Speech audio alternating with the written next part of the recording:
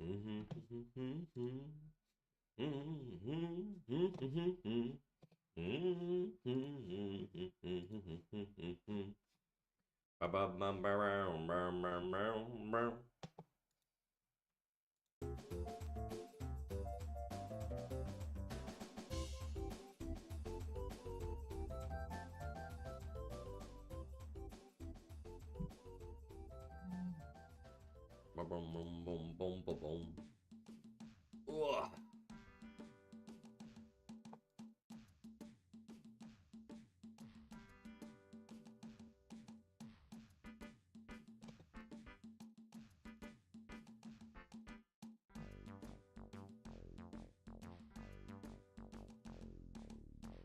No one ever tells you that forever feels like home.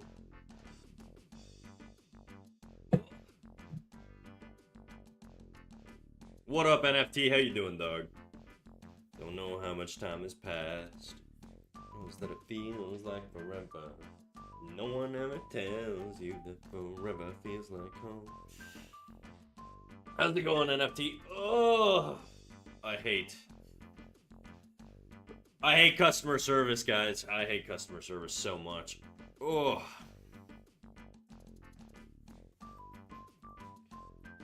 Okay, let's see how this is going.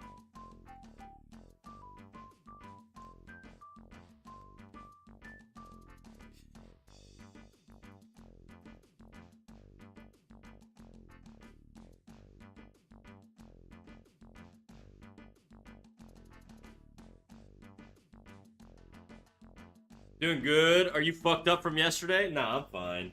I'm fine. Why would I be fucked up? I don't get fucked up, dude. I'm too old for that shit. Look at me go, wowie. Can't wait to lose it when I get busy. Uh-huh. 3-stream streak. The hardest streak to say, honestly. 6-stream streak is pretty close to that, though. Anything with hardcore alliteration is pretty difficult to say. Oh no, is that it feels like forever. No one ever tells you that forever feels like home. Sitting all alone inside your head.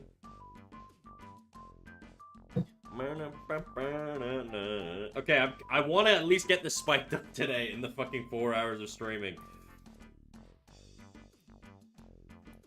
This is too big.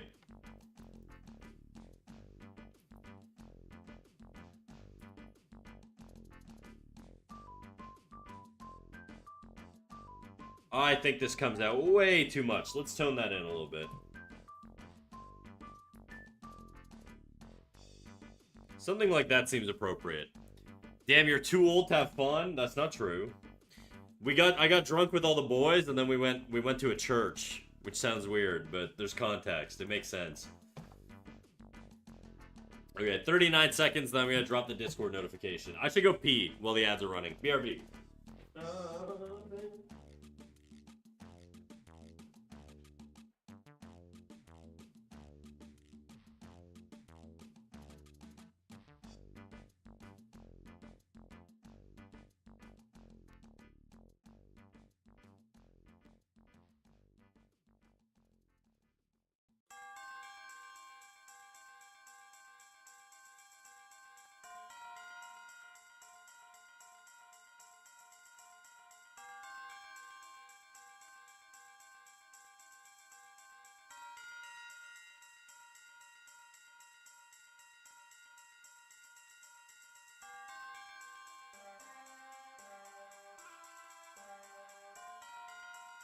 Okay, we're back. Alright. Let's drop the live notification, get some more people funneled in here, and then off we go.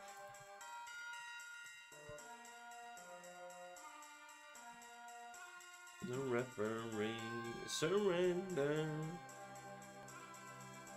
Dude, Twitch is evil. I can like just run another ad. Isn't that insane? I won't, obviously, because I'm not a masochist.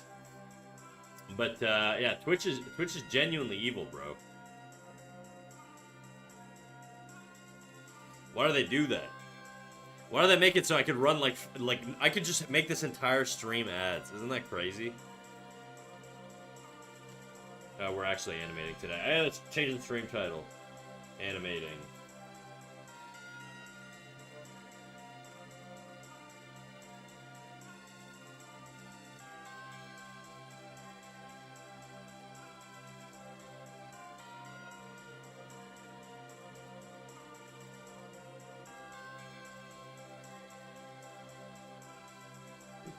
Every smile, every frown.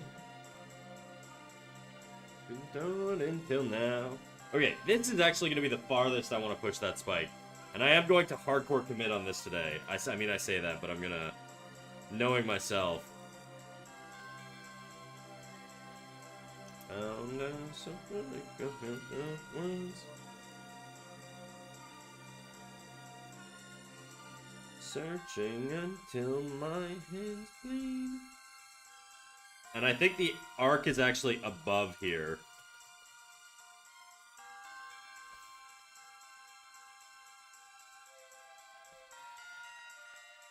Searching until my hands bleed.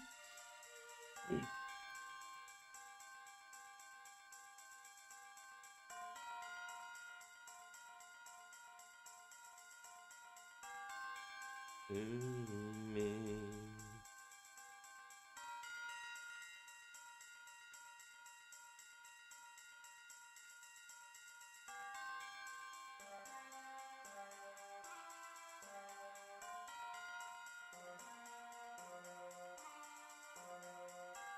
How you guys doing, huh? Sunday, last day of the weekend. Any big plans? How do you guys feel about making plans on Sundays? I feel like I kind of struggle with it. I don't really like making plans on Sundays. I like my Sundays to just sort of be chill.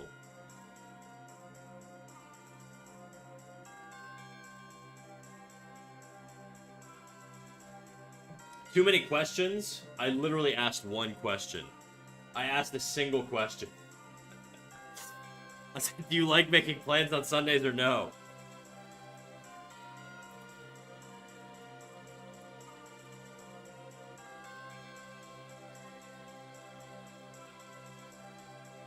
I never had the nerve to ask.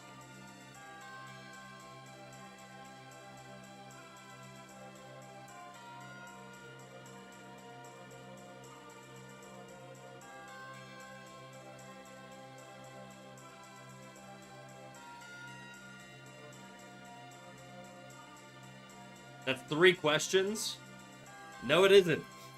I'm gonna ban you, bro. I swear to God.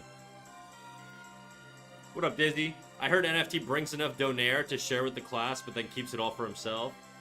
That's true. I don't really want to listen to Stone Sour right now, or at least not this particular song.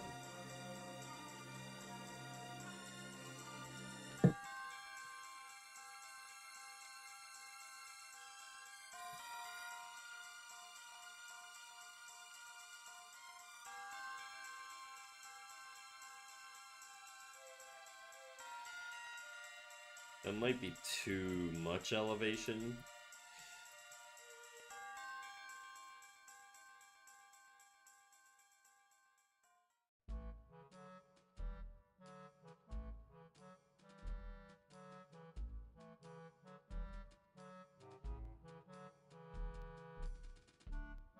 How's life, Snack? Pretty good, pretty good. What's cracking?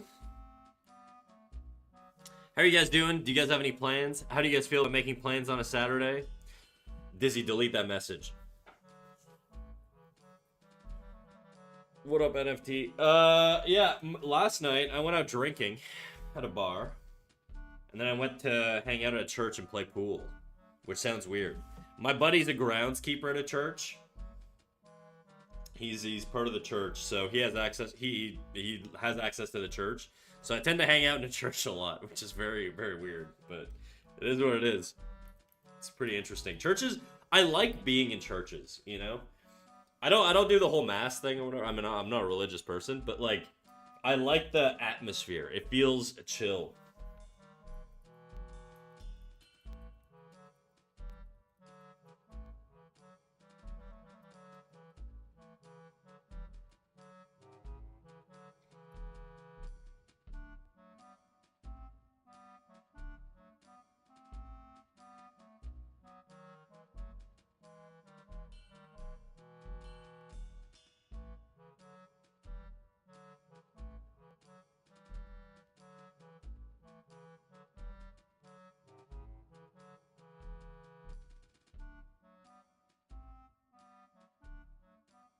Gothic aesthetics, exactly. I do like the gothic aesthetics.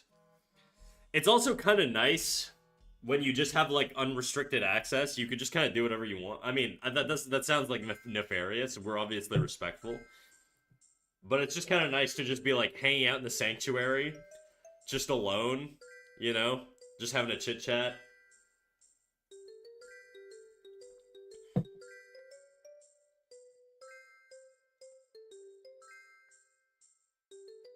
It kind of makes me feel like I wish I were more religious, because then like I could at least like I feel like I could spec into being a religious guy, you know? I'm just not religious.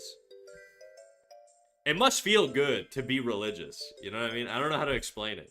It seems so awesome, like culturally, just like the church and I don't mean like the negative aspects of like religion, but I'm specifically talking more to like the architecture. I just find like that ambience to be super dope. It seems chill. I don't know. Anyways, that's it really. We used to hang around in mosques a lot when we were kids. It was nice to have warm carpets all over and doing whatever we wanted. Yeah, what I mean more though, NFT, is like imagine you had access to the mosque, like you had the keys to the mosque and you could go anywhere in the mosque and there was no one there and you're drunk and it's like midnight. And you're allowed to do that.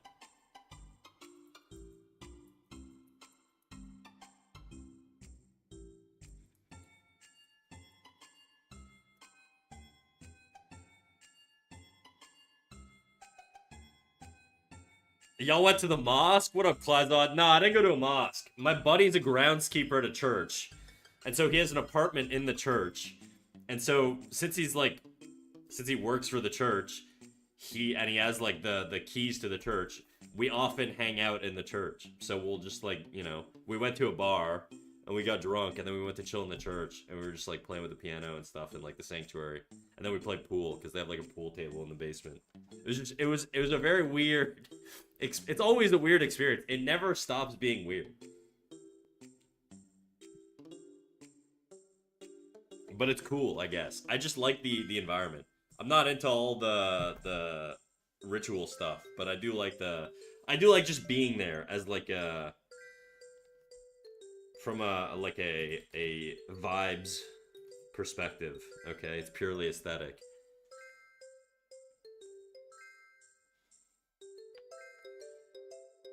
There are no locked doors in mosques.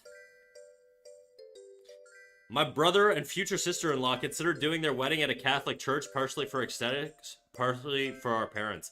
If it's a Catholic church, you probably need your sacrament. So you need to be. I mean, most churches. I don't know. Maybe there's exceptions at some Catholic churches, but from what I understand, they won't marry you in a Catholic church unless you have your sacraments. Protestant churches are a little different. Like the church I went to was a Protestant church. I'm Catholic. I mean, I'm not Catholic, but I was raised Catholic. And so I think it's a little different. So tell your sister she might need to get, or your tell your sister-in-law and or brother that they'll probably need to get all their sacraments if they want to do that.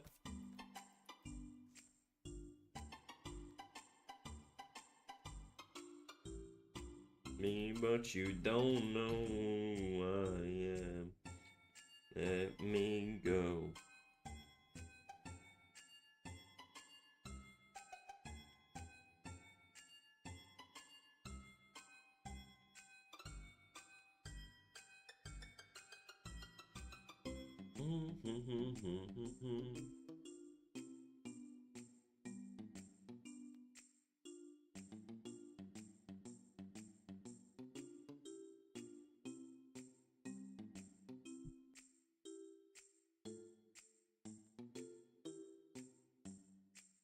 In my head, there's only you and I.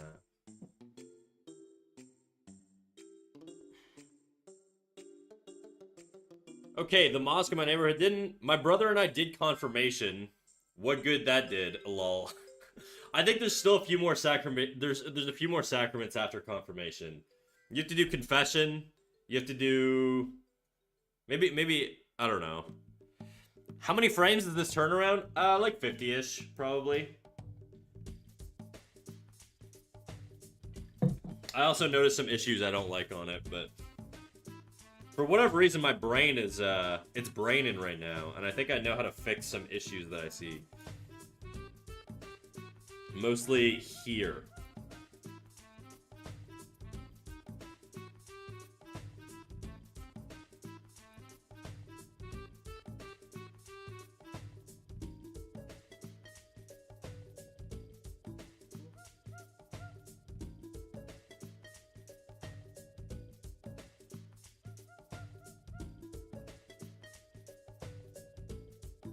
You love me, but you don't know who I am. I need it where I stand. You love me, but you don't know who I am. So let me go. Just let me go. You love me, but you don't know who I am. You love me, but you don't. I'm doing one with like 8 frames and I'm low-key struggling.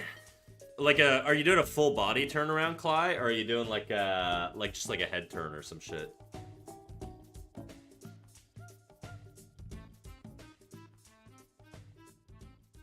Confession, which is not difficult to do, and Eucharist. Right. It's been so long since I've done any religious stuff, dude. My mom made me do all of my sacraments and shit because my mom's religious, and she wanted me to do, like, she wanted me to get married at a church one day. I'm not even the marriage type, to be quite honest. But, she wanted that, and so she made me do all my sacraments. And so I got all my sacraments. I got my express ticket to heaven, alright? On the off chance this shit ain't real. Or on the off chance I'm wrong. But, I don't remember any of it. It's been so long since I've paid any attention to that.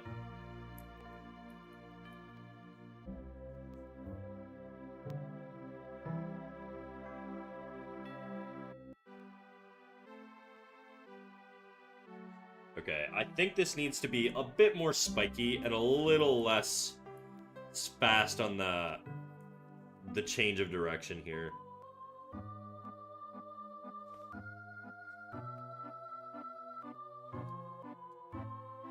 It's gonna be fine.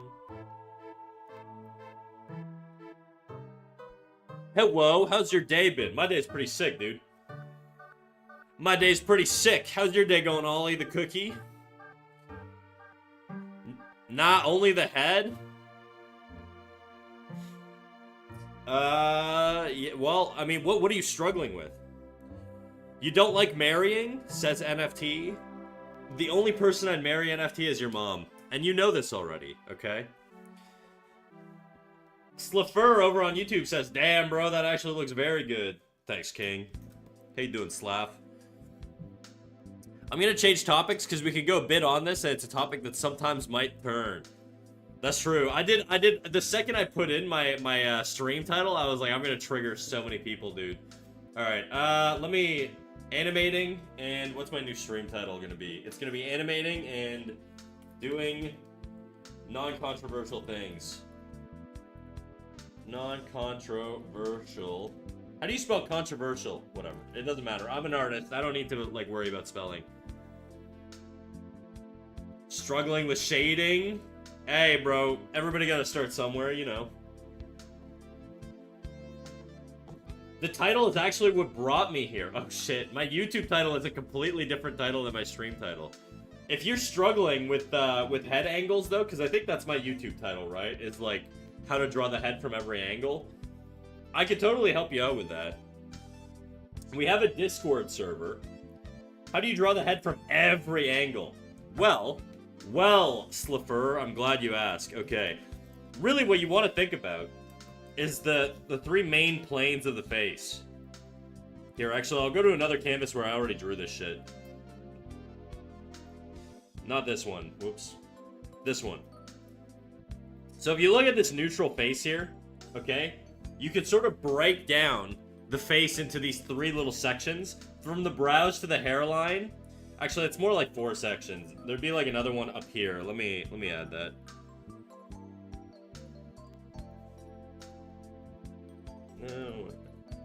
gonna be fine. Bah, bah, bah. So yeah. So as the head, if the head rotates down, this plane,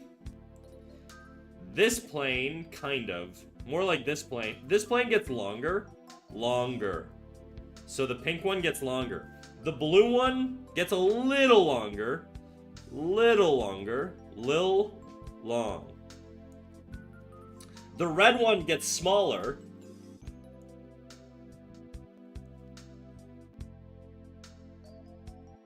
Small.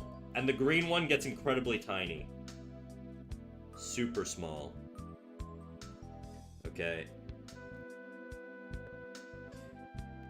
And the way that looks, I guess, is like, let's say, see, like, if I draw the green plane on this guy here, look how small that is. Right? Then I draw the red plane on this guy. Blue plane, probably up to the hairline, which is like this. Right, and then the pink plane is massive. It's like all this here.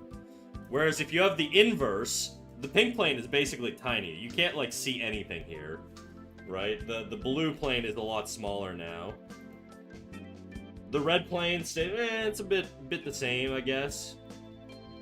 And then the green plane is much larger. So it's all the opposite, essentially. See how these relationships change in an up tilt versus a down tilt? Those are kind of things that you want to factor into your proportions.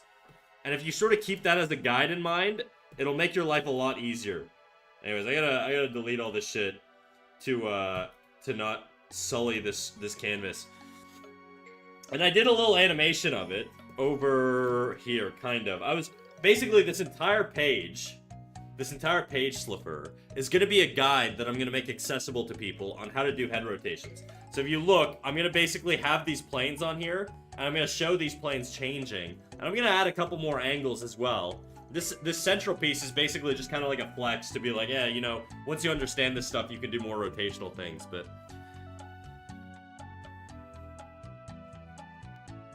Hey, yo, cool! Thanks, dog.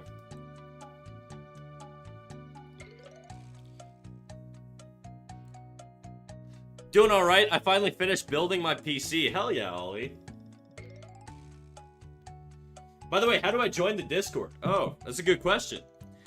Normally, I'm gonna be honest, Slipper, I usually get no viewers on fucking YouTube. So I don't usually link the Discord over there, but here's the Discord link. Most of my viewers are on Twitch right now. And yeah, so that's it really. Join the Discord in there. Yeah, I saw the description. I don't even, bro, I haven't changed my stream title on YouTube in months, so I don't even know what the hell it says down there. YouTube is, like, really secondary, unfortunately, to me.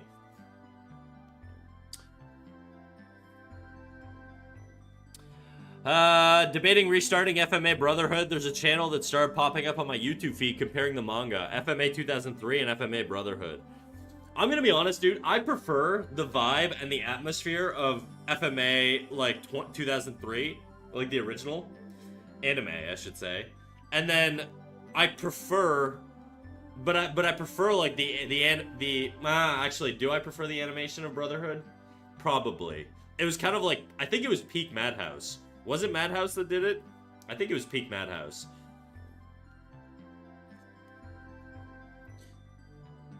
Did you hear about the new VTuber, Droopy Balls? He's a big fan of yours. That's funny. Oh, I'm not familiar about this Droopy Balls fella.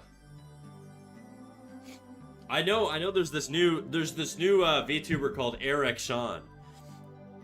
But beyond that, I don't know. I don't know of any Droopy Balls. Your most favorite mod is here? Glad, are you a mod? You're like a shadow mod, dude. You're the Donzo of my channel.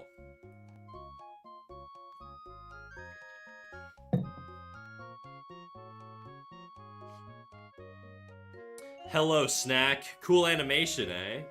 Thank you, Sydney Slipping. Thank you. Subscribe to Eric Sean, y'all. That's right. Shout out Eric Sean.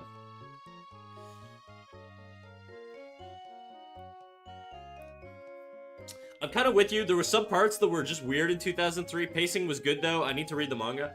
I kind of actually really liked the contrast between, like, World War II and, like, the universe they exist in. Okay, this is, like, way too big.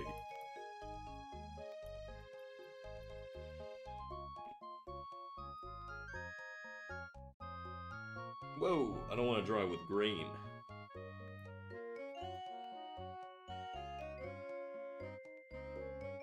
How long has it been since you started doing art? And Full Metal Alchemist is phenomenal. I have been doing art probably since like 2016, roughly. I mean, I've drawn on and off most of my life. But when I say I've drawn on and off, that's really just like maybe one drawing here, one drawing there every year, you know, since I was a kid.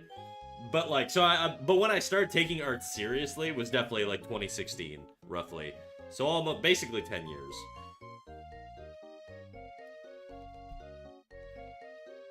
Harambe died when Snack picked up the colored pencils. Exactly. Dizzy cooked with that one. Hello, streamer. Hello, Mr. Chat. What up, Microwave Dupa? How you doing, dog?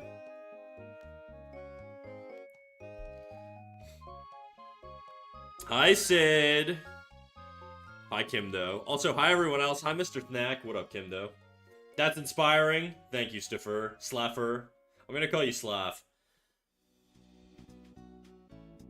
I feel like I'm in the camp that I'm, like, impartial because I love both. I feel like they both kind of stand on their own really, really well. I'm trying to remember, which one had the fight between Ed and Greed in that, like, tower thing? I think that's probably one of the nicest animation fights that have ever been done by Yutaka Nakamura. Yutaka Nakamura is a fantastic animator, but he really fucking peaked on that fight between, like, Greed and Ed. And I can't remember. I'm sure they fought in both. I think it was the tower. Yeah. It was Brotherhood. That was such a sick fight, dude.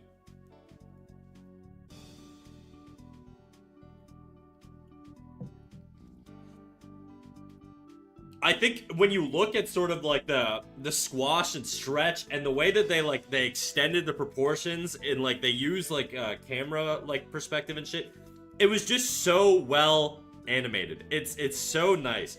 Honestly, one of the nicest shots. Save me too. So true. So true. It's been a while since I've seen them, which is why I want to rewatch. Do it up, dude. Microwave Dupa just lurking, seeing if I can find some art stream to chill. You can chill in here, Mike. I don't mind. I don't mind. You can kick it. I'm gonna be doing this head animation and probably answering chat questions whenever they come in. Right now, what I'm trying to do is I'm trying to see this. There's like a little wiggle here. I'm missing that wiggle on the other side, which means I'm basically implying it's a different hair shape, which is no bueno. So I gotta make this a little bit more even. This is the extreme, so this is the key pose. I gotta make sure the wiggle is also sort of like...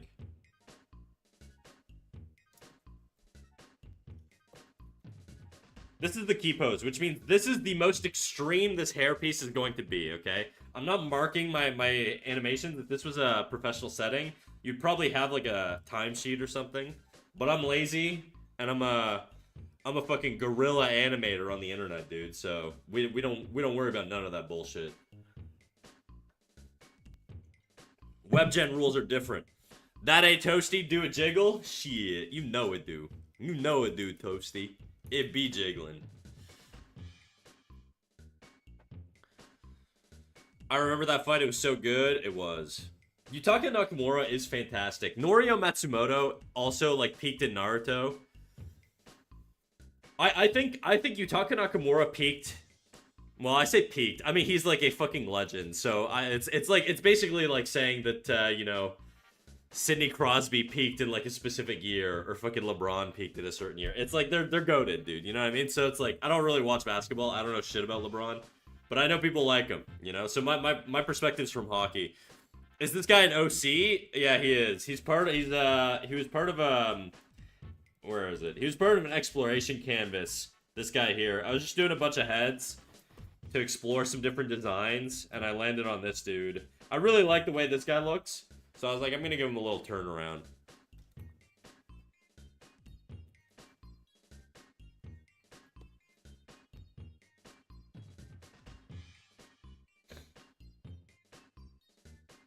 Okay, now that I've got sort of that ripple, I think this piece needs to be smaller.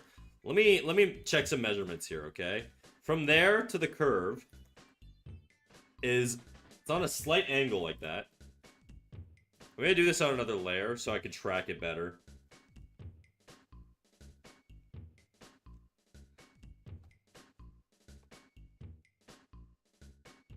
Why can't I draw? I have a measurement layer somewhere. Here we go.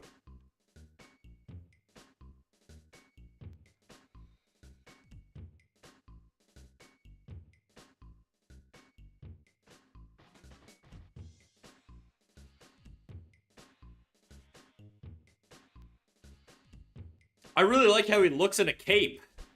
Or hood or whatever. Oh, you mean the like little... this shit?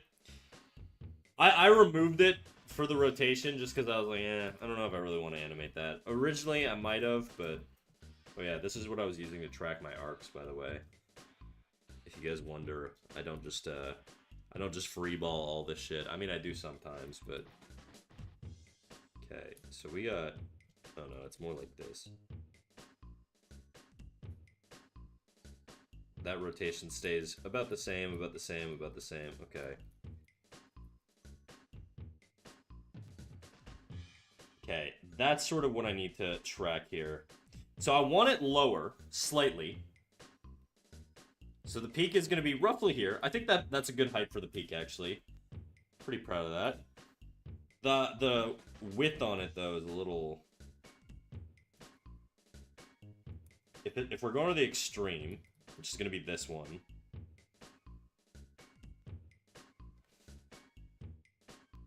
Why does that feel so different?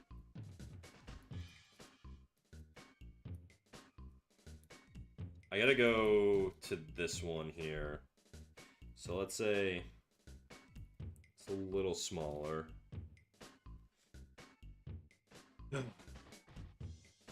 No, the one with the black hair. Oh, this guy. I like that guy too. Yeah, it's a good design.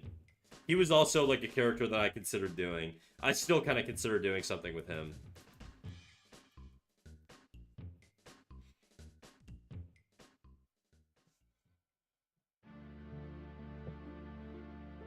The design reminds me of Bojum from Sentenced to be a Hero and Nahito from Jujutsu Kaisen, the one being animated. I feel like people have said that before. He's the guy with all the stitches on his face, right?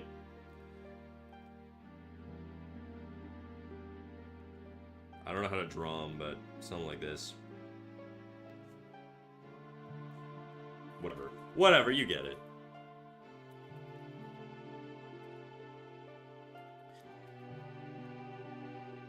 Also, I don't know if I should make the chin higher when his face is facing the wall because of a vanishing point. What are you talking about? Is your arc, or is your rotation... like, my rotation has, like, a very weird axis, okay? It's like... I kind of went try-hard mode on this. So it rotates not on a flat plane, it rotates on an angle. Which is incredibly painful. Don't do that to yourself, okay? It's why this is taking me so long. But if you're just doing a normal, like, flat plane, you could get, like, a subtle rotation. But normally, like, if the chin is here, when you're doing profile, the chin will be a little bit higher. But just a little bit from the profile. So if this is your front-on face here, then the profile face is going to be a little bit higher. Just a little bit. I think.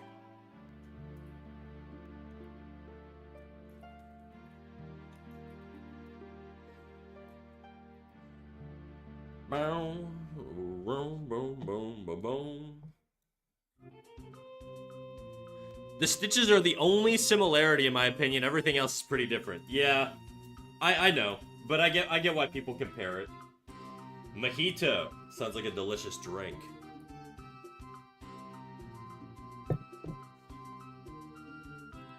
What was I doing? I'm getting distracted right now, chat. Thank you, Brochito. No worries. You know what you should do, Clyzod? You should go to... This is what I did originally when I was trying to figure my shit out. Asaro head rotation. Here's what you're gonna do, alright? You're gonna go to this link here that I'm about to send you. You're gonna basically use this as your reference to plan your rotation. And you're gonna use this to determine whether proportions grow or shrink. That's all you need to really think about. Does it get wider or smaller as it turns? Okay? And does it get higher or lower? If you think of it like that, it'll make your life a bazillion times easier because you're restricting the amount of thoughts you need to have and you're sort of restricting it to a few things.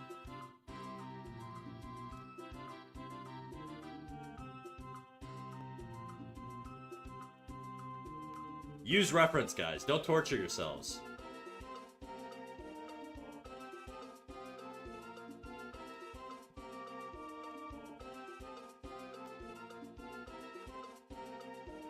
What was I doing? I'm drawing. Holy legendary link pull. I was about to draw a 3/4 or whatever you call it face. And I was scared, but with this... That's... Okay, guys, that is the Asaro head, okay? So that Asaro head is used in every academic setting to teach people plane transitions. And the way you want to think about planes, you see how, like, the head... And for those on YouTube, I'll drop the link as well. So you know what the hell I'm talking about. But essentially, each one of these planes, the way you think about it, they only really work, or they're only really important in the context of rendering and maybe like line art and shit. But essentially, these planes, what they're telling you is all of these planes indicate different values, okay? Based on a different light source. So that's what those planes are telling you. They're telling you direction changes, and they're telling you lighting. So each one of these should have a different value. What is a value? It's anything from black to white, okay? Anything in that range, black to white, ignoring hue, ignoring color. Value is just grayscale, okay? So it's basically how much light is hitting an object and how much light is not hitting. I guess how dark and how light it is. I have aphantasia, Sag, also a Giga Noob. Hey, guys, it doesn't matter if you have aphantasia. I've known professional artists that are god tier that have aphantasia. I can't rotate objects in my head, but I can animate, okay? So it doesn't matter. It's all muscle memory. Don't discourage yourself if you have aphantasia. You're not any more disadvantaged than anybody else who can visualize things in their mind. For those who don't know, aphantasia is the ability to picture things in your brain. Some people don't have internal monologues. Some people don't have, visual references in their mind. In my opinion, I've never actually seen any sort of, like, manifestation where one person with aphantasia versus one person without it performs better or worse than another person. Painted Knave on... I almost called him Painted King. Painted Knave on YouTube, or not YouTube, on Twitch, is a fantastic renderer, and he has aphantasia,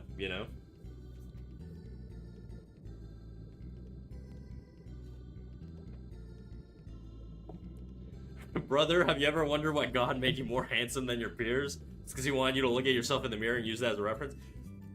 I mean, ignoring the religious aspect, there is good advice there. If you have, like, a little desk mirror or something, that's also a really useful tool. The issue is you can't really use the back of your head as reference unless you've got, like, a two-way mirror thing going on. Anyways, I'm yapping. I gotta draw. Otherwise, it's gonna be another 4-hour stream where I draw 3 frames. Okay. Track.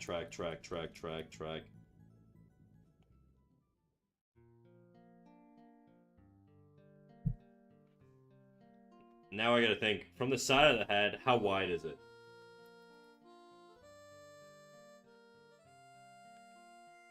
I'll do this in blue so it's less confusing.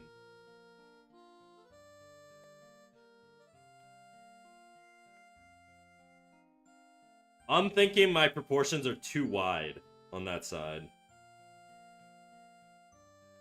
Pretty damn close, I'm not gonna lie. Damn! Bro, I'm goated. I'm actually fucking goated. That's pretty damn close.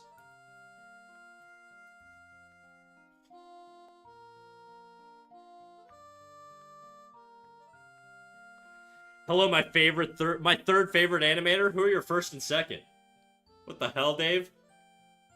You're my mod. You're supposed to glaze me. What's happening?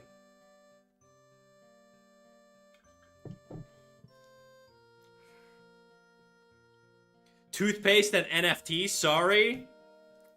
I'm never introducing anybody to toothpaste ever again, dude. He's like my hotter, more sexy friend within the context of animation. And so everybody that I introduce to toothpaste is like, I love toothpaste, bro. He's so goated. I love TP. I get it. He animation mugs me. I get it.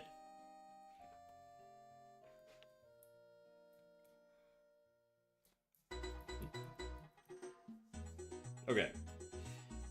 Love hurts. Okay. I'm thinking this is too even, and that's why it feels weird. There's some weirdness going on here. I just don't know what the hell it is. Microwave Dupa, thank you for the follow. Who's Toothpaste? Please introduce me to him. He's an IRL buddy of mine that I went to college with, who's also like a very, very, very goated animator. Okay? And he's the guy I go to whenever I need critiques on my animation work. What's your advice to having correct proportions? Like, even trying to follow a reference is torture sometimes. Measure it, you know? Double check your shit. And it sounds annoying, but like, look, that's what I'm doing right now. Like, all these abstract, weird circles and geometric lines and shit, they're all there for, like, they're there to help me understand things. And what happens over time, Sliffer, is you can rely on them less and less. But until you learn to use them, you're not gonna be, like, look, you could probably draw without measuring things and just guessing things, but it's probably going to take you 10 times longer to actually have it ingrained as muscle memory and to draw it correctly without the reference than it would if you just fucking did it from the start, you know what I mean? So you're better off measuring things, even if it's tedious and annoying, and then once you get comfortable over time, you'll be able to rely on references less, and then you'll be able to, that's how you get good at drawing from imagination. Everybody who can draw from imagination really well, the way they can do that is because they've drawn with reference for years. To the point where they could just draw shit that they've drawn a million times with reference. With from imagination now. Huh, strange. My stylus doesn't work in Sketchfab Viewer. I don't even know you could draw in it. I just kind of use it for visual reference. Okay. I'm guessing there's a lack of symmetry. Okay, if this is... There's a line here. A little bit more volume down here. Versus...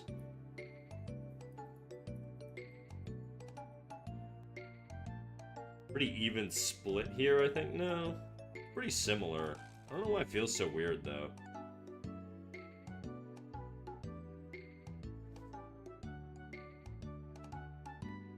Maybe something like that.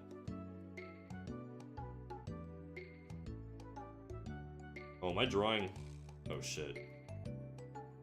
Drawing on the wrong layer here, but whatever, it's fine.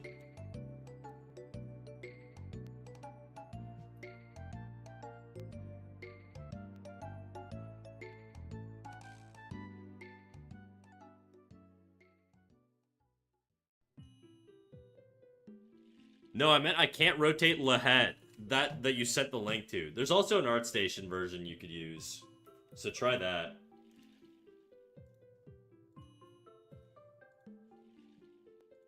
Try this one.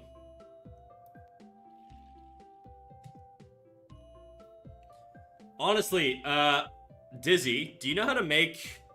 I don't know if you're still here, Dizzy. But do you know how to make, like, commands? Could you make the Asaro head links commands?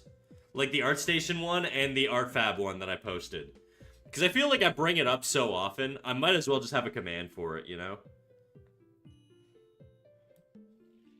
If you don't mind. If you're not busy. Please, pretty please. With a booger on top or whatever. I can look into it. If not, I'll add a note in the mod chat. Okay, cool. Normally Boba does that stuff, but I don't know how to do it.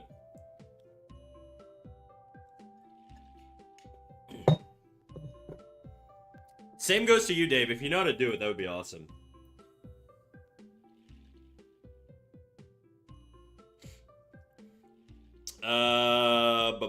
What am I missing? Snack pregnant pen. That's true, I do have a pregnant pen right now. Have you seen the new ship in Star Citizen? Nah, bro. I haven't followed anything Star Citizen in like a decade. I don't even know they were still doing that.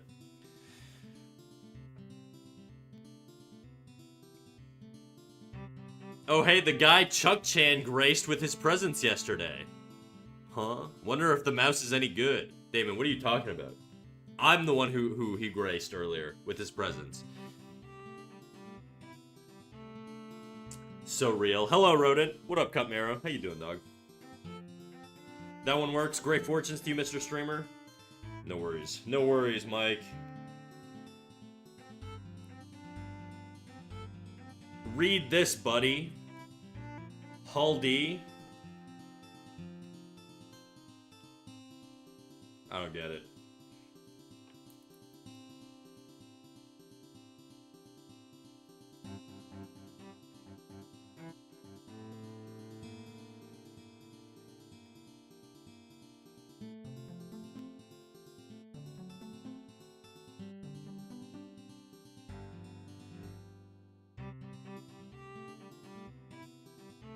Do something like that. I think we'll try that shape out. Now I gotta fucking tweak all these goddamn things. Alright. This one's gonna be pretty tight, a little lower.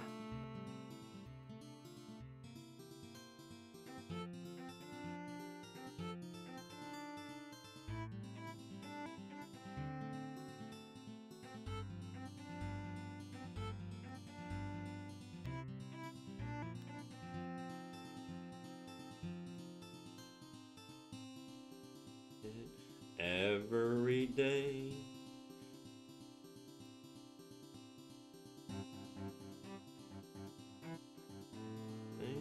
Mistakes again.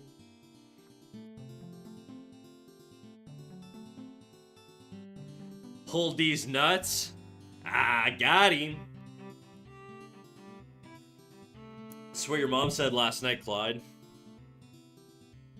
Got some friends coming over today. Happy with the art I finished yesterday, so I'm like an 8 out of 10. Damn, bro. Bro's almost on the moon. Almost. Alright, bro. What, you can do it to me, but I can't do it to you? Come on, dog.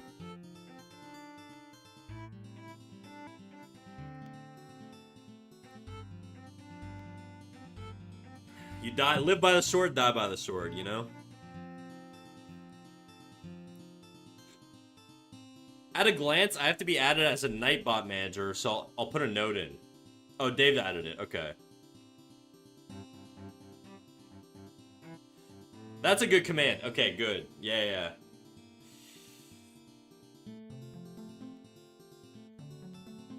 Toxic streamer for real? The most toxic, dude.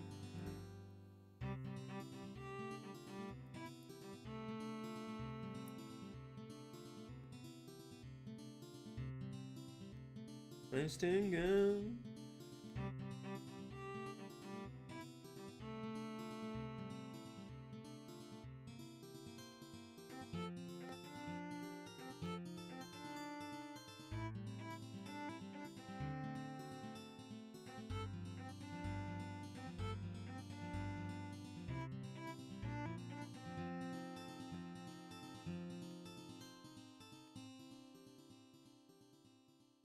I don't need this top layer anymore.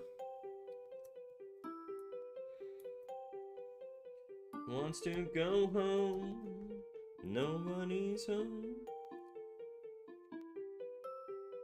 Broken inside.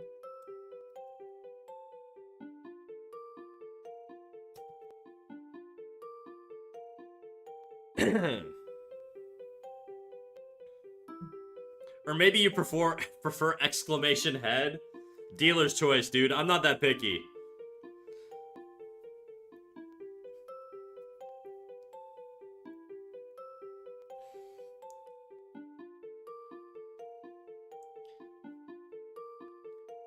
He said the drawing of my dog was mid. He was right, but it still hurt.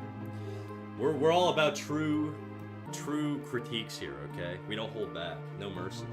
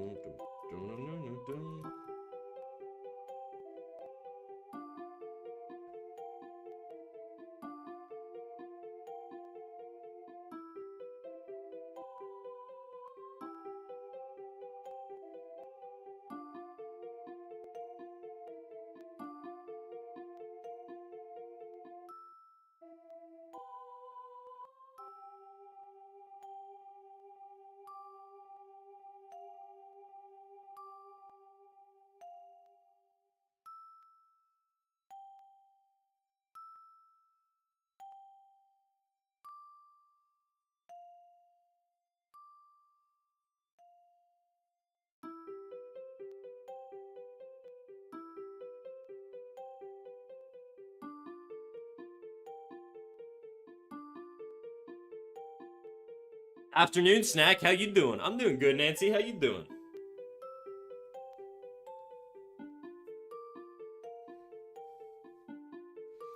Careful with your wording. Oh, I don't think there's anybody being careful around here with wording.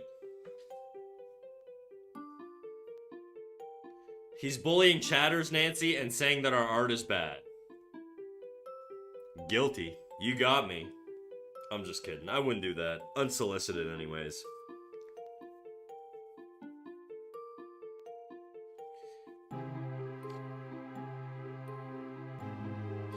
Yeah, Snack told me to give up art, and then he set me on fire.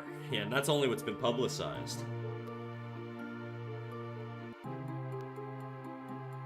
Yo, what up, Sweet Molasses? Sweet M. Hi, Jadu. Hi, Mawathith. Jadu, are you done streaming? Or are you live right now still? No, you're still live.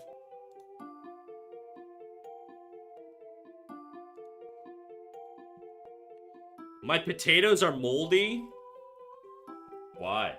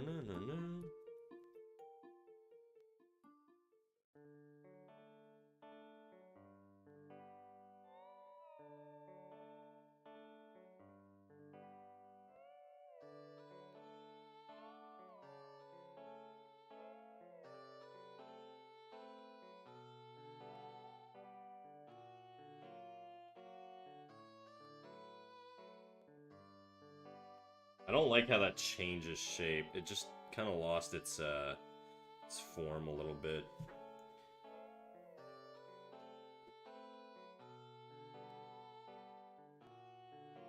Yeah, I don't like that. It's too much. I started the 100 head challenge and I'm so cooked. Oh no. Why would you do that to yourself?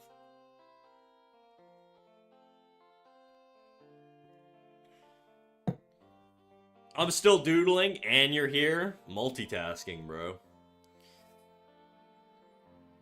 I don't know why. New bag of spuds. Someone cursed my potatoes. That sounds like such a British curse, dude. Alright, I'm gonna refill my coffee mug. I'll be right back.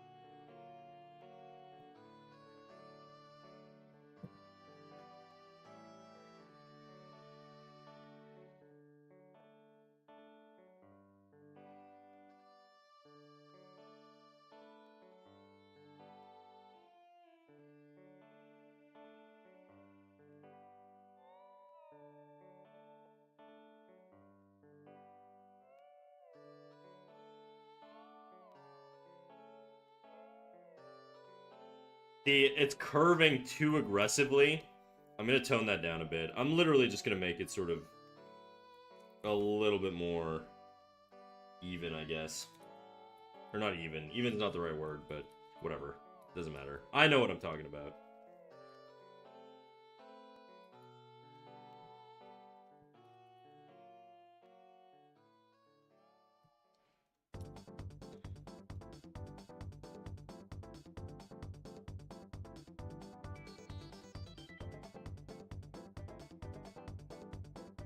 Killer Clown is back. What up, Killer Clown? How you doing?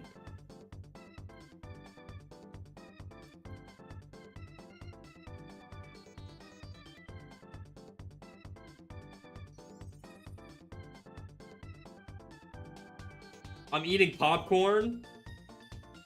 That's pretty clown. That's pretty clown of you. I feel like popcorn is a clown meal. You know what I mean? Chilling at carnivals and shit, eating popcorn. That's like very clown-esque, I would say. On brand. Yeah? Hell yeah. Do you put anything in it, or are you just raw dogging the popcorn? Just straight up salt.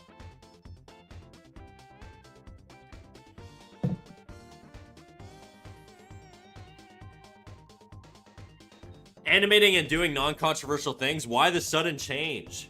This TP stream, he doesn't. You'll never... He's purely an IRL human being. Lucky him. SQ is down, by the way? What does that mean? I don't know. What does SQ mean?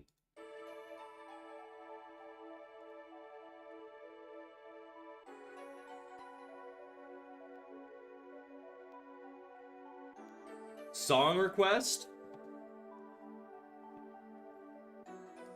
On Twitch? Let me try and fix that. Give me a second here. Ah, I see. Okay, yeah. Let me restart it. I should make a habit of restarting in every stream. It's just I'm so I set up my stream so last minute that I forget.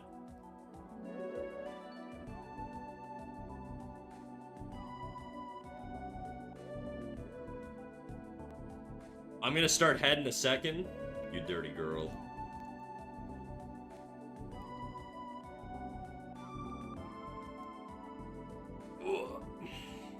Okay, give it a try now. Actually, you know what, Symphony, save your points. I'll queue it up and see if it works.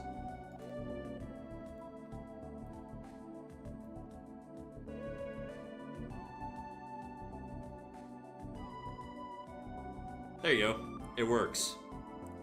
What the hell is this song?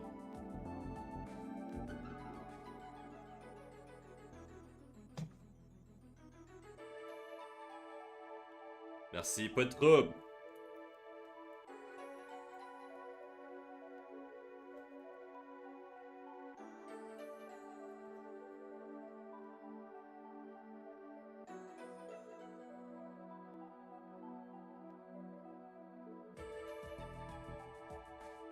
What if I do that? How close is that?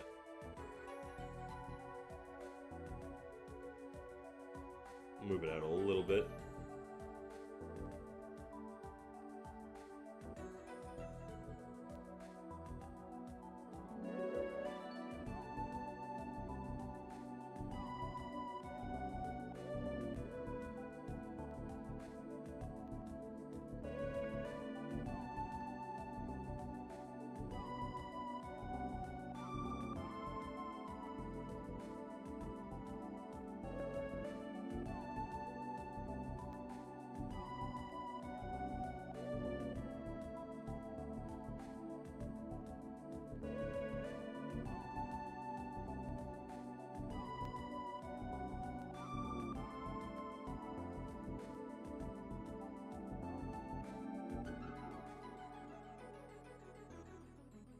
I really don't like how it bubbled, or like, it feels like it changes direction a little bit.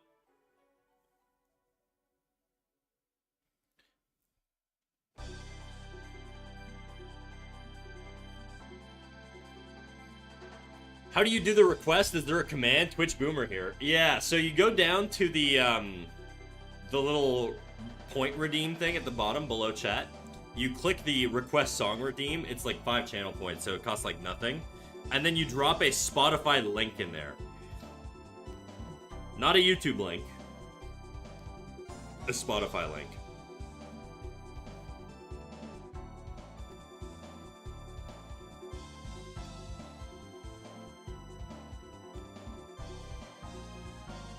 Must like stuffing Katie.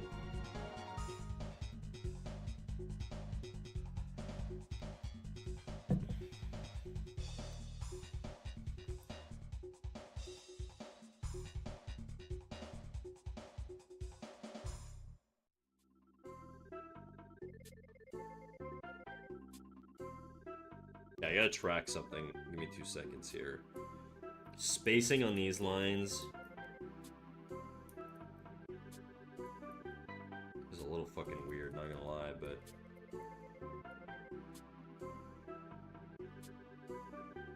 I get it. I get why it's different.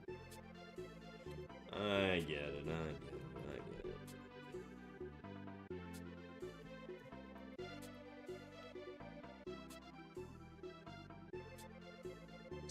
Do any of you guys have a Switch 2, and what games do you play?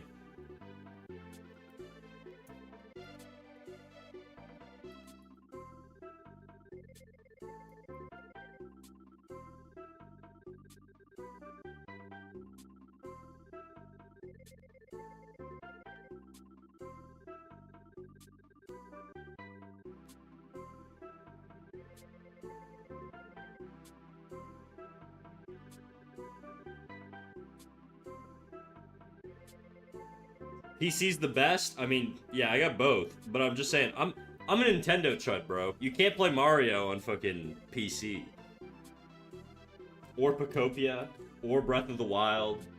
So it's, like, I just grew up with Nintendo.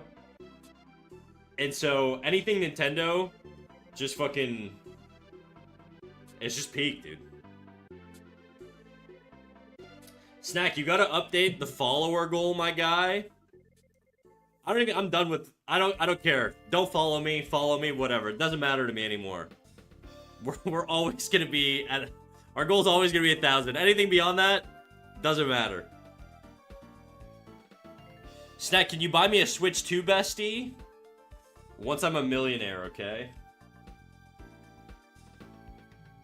Fine, I'm unsubbing? Whoa, whoa, whoa. I'm saying follower goal, not sub goal. Let's not get crazy now. We should all be subbed. I love my subs more. We know this, right?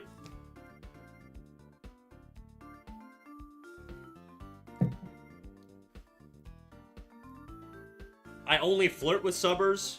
I only make love to subbers. Subbers are allowed to be a little more parasocial. I'm just kidding, by the way, guys. None of that is real. But if it makes you sub, then it is.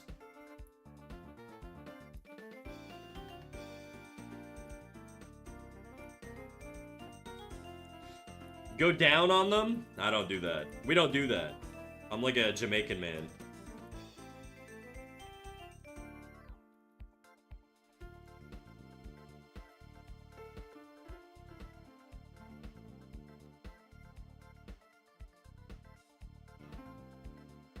I almost believed it for a second.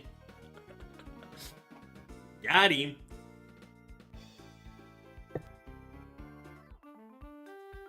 So Snack is DJ Khaled. Is that true? DJ Khaled doesn't eat vajayjay. What a great thing I didn't know about him.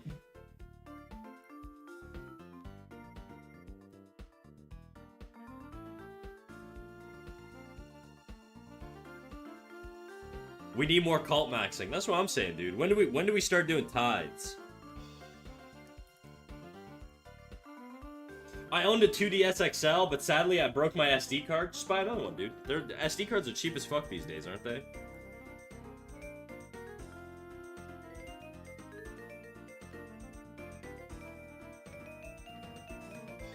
Tides, I got you. I'm just kidding, Dizzy. You don't need to give me money. No, Dizzy, thank you for the sub. Thank you for the gifted sub. I'm such a little e-beggar, dude. Thank you for the gifted sub, Dizzy. Always. I appreciate it. In all seriousness, guys, you don't need to sub. The only benefit you get from subbing is you don't have to watch ads. And my ads are nasty, okay? They're a whole 3 minutes. But, you know, I don't want people to feel pressured ever to sub.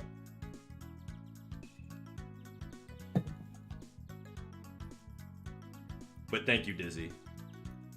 3-minute ad is diabolical. Yeah, so the reason that it's like that, Slipper, on Twitch, if you're a streamer, you have two options. You have pre-roll ads, which means every time you refresh the page or join the stream or whatever, it runs a forced 30-second ad. Which means if nobody's ever seen my channel before, they're forced to watch a 30-second ad. If you run 3 minutes of ads per hour, which is what I do, it disables pre-rolls. It's the lowest amount that you can do to disable pre-rolls, and it basically makes it so that you know, I can have a less interrupted stream. Because with pre-rolls, I could be saying something, half my chat could be watching ads because they're, you know, they clicked in at a different time, and then the other but then the other chatters are still following what's the content. Whereas if I disable pre-rolls, everyone gets ads at the same time. It's a little more organized. I don't have to worry about who I'm talking to and who I'm not talking to. It just makes streaming better, okay? If it were up to me, dude, there'd just be no ads. But 3 minutes per hour is the best option for streamers, unfortunately. Unfortunately. He's ranting about ads to the people that don't have to deal with them. Laugh my ass off. Oh yeah, that only applies to Twitch streamers. If you're watching me on YouTube right now, you don't get ads. Well, maybe YouTube forces them, but I don't get shit from it, so.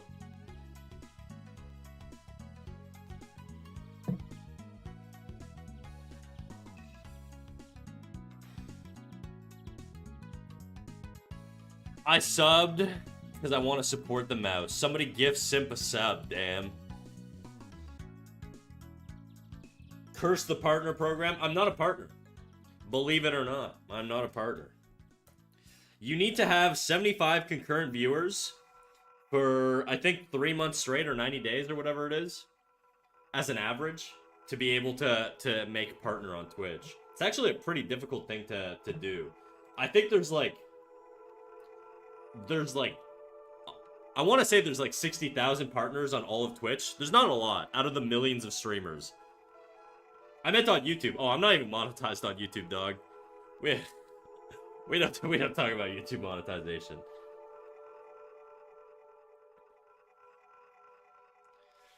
Yeah, I know.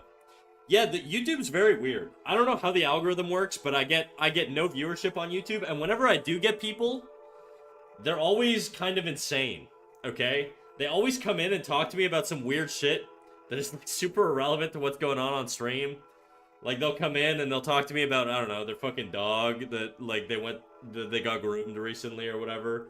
I don't know. They're always coming in. The YouTube chatters, Slipper, they're either super chill like you and Champion Bob and Ian Soka, or they're, like, absolute nutcases who just want to talk to me about their niche thing that has nothing to do with stream. I don't know why. The horse story was my favorite. Yeah. The horse story was pretty good. This girl, I assume it was a girl. I don't know. I associate horse owners to women for whatever reason. But, this person came in and was talking to me about their horse for, like, probably, like, a half hour. Was it Mr. Hands? No, thank God, no. And don't Google that, guys. Seriously, do not Google that. The horse person came in, talked to me about their horse and how it's their friend's horse or whatever, and they're taking care of the horse, and then the whole story ended with like, and then the horse died or some shit like that, and I was like, what the fuck? Where did that come from? What the hell?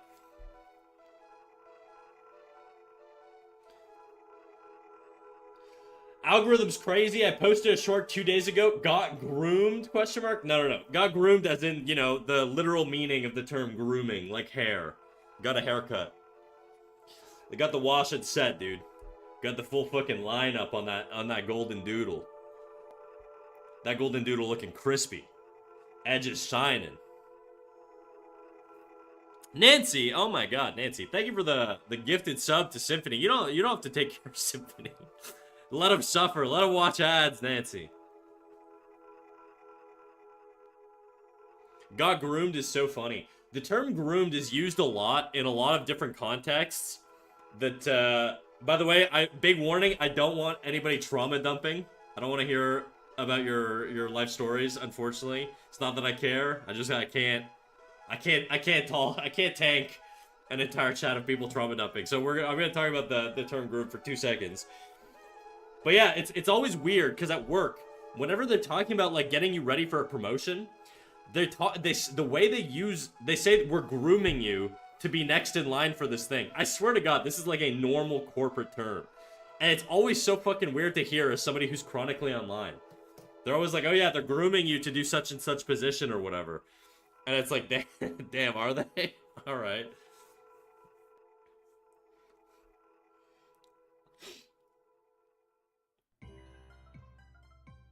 My algo's crazy. I posted a short and it had 60 views. I reposted it a day later at 1.3 now for no apparent reason. Yeah, the algo is weird like that.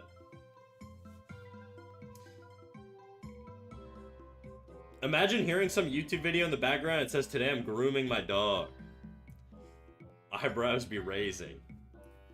I mean, I feel like if you hear the term, I'm grooming my dog, I really don't think you're thinking of it in the negative sense. You're probably...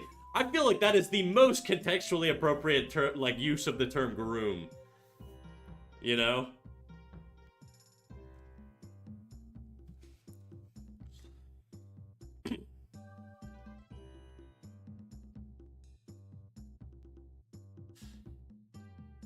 When I was 5, I turned 6.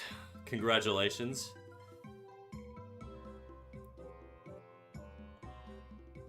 Got groomed is so funny. Yeah, got groomed to get promoted, dude.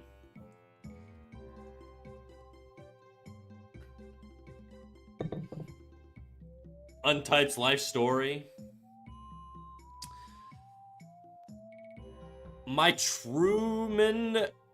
trauma was that one day, while celebrating my 50th birthday, I discovered I had lung cancer, so I sold crack with a dropout for money and got lost in the sauce. I see.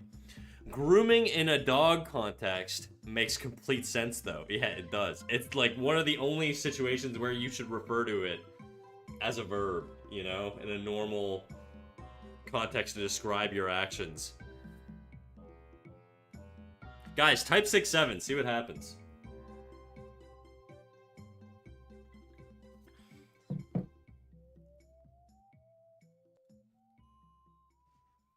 On Twitch, sorry. I mean on Twitch. Nobody continuing the hype train for you, Snack? That's true. Nancy, thank you for the 100 biddies, dude. Nancy, you don't have to give me money. I'm Gucci, guys. I'm Gucci. Deny. 6'9", appropriate. Millennial, that's the millennial 6'7", dude. Guys, if you're broke, stop giving me money. Go pay your bills. 6'7" then? Got him. Got him. Bobby. Kurwa.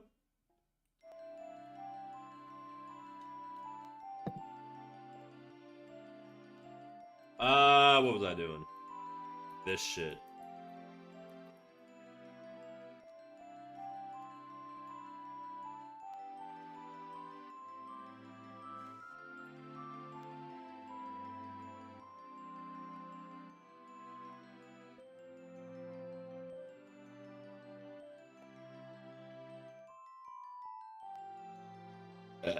Excusez-moi.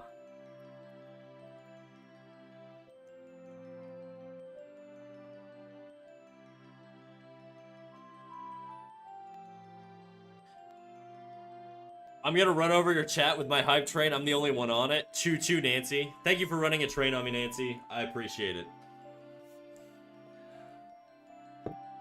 I'm the one that set up the schedule in the first gifted sub, though.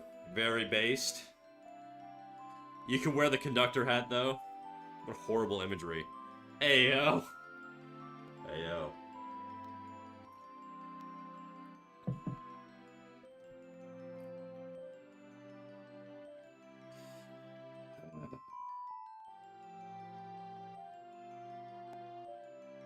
It ain't working, chat. It ain't working.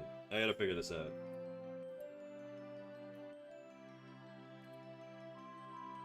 Holy fuck, dude. I haven't heard this song in so long.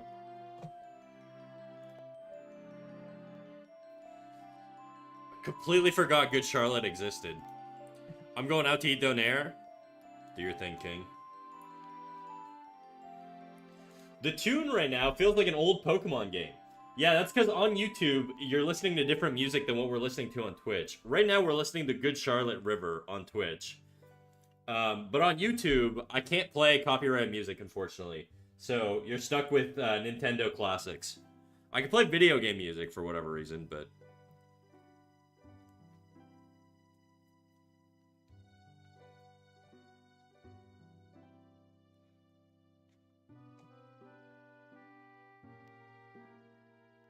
Curse YouTube and its copyright. Amen, brother.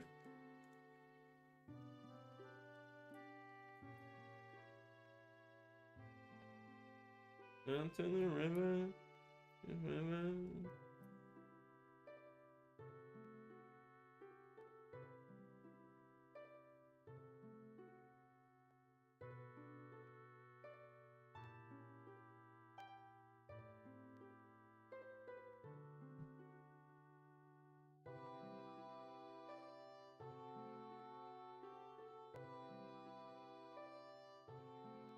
I think I need bigger spacing here. Smaller spacing here.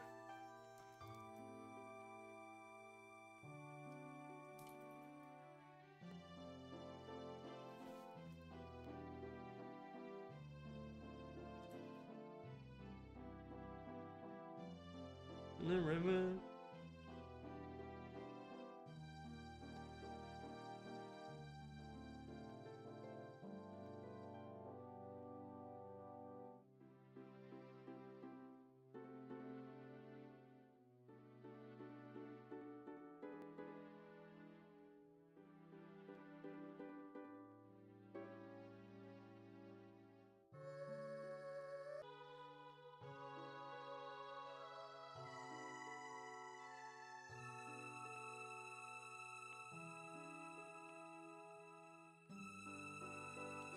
Oh, it's so fucked.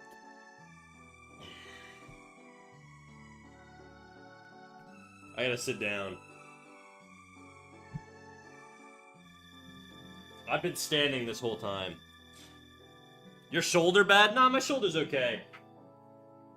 I'm trying to change my position more regularly, you know?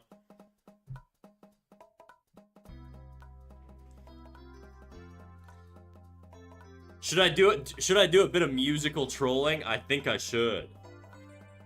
You're welcome to do whatever you want, but I always welcome myself to veto whatever I want.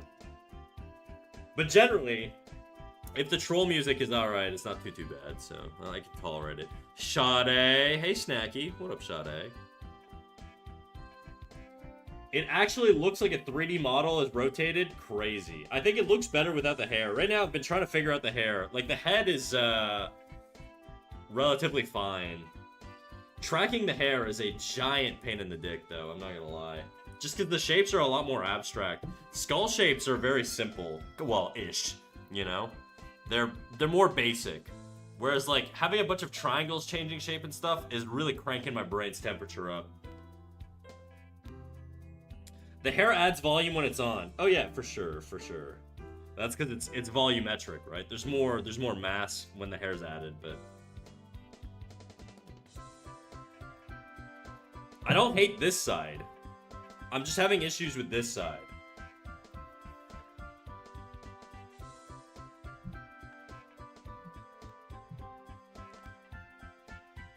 I debated streaming tonight, but I don't want to fuck up people's streaks.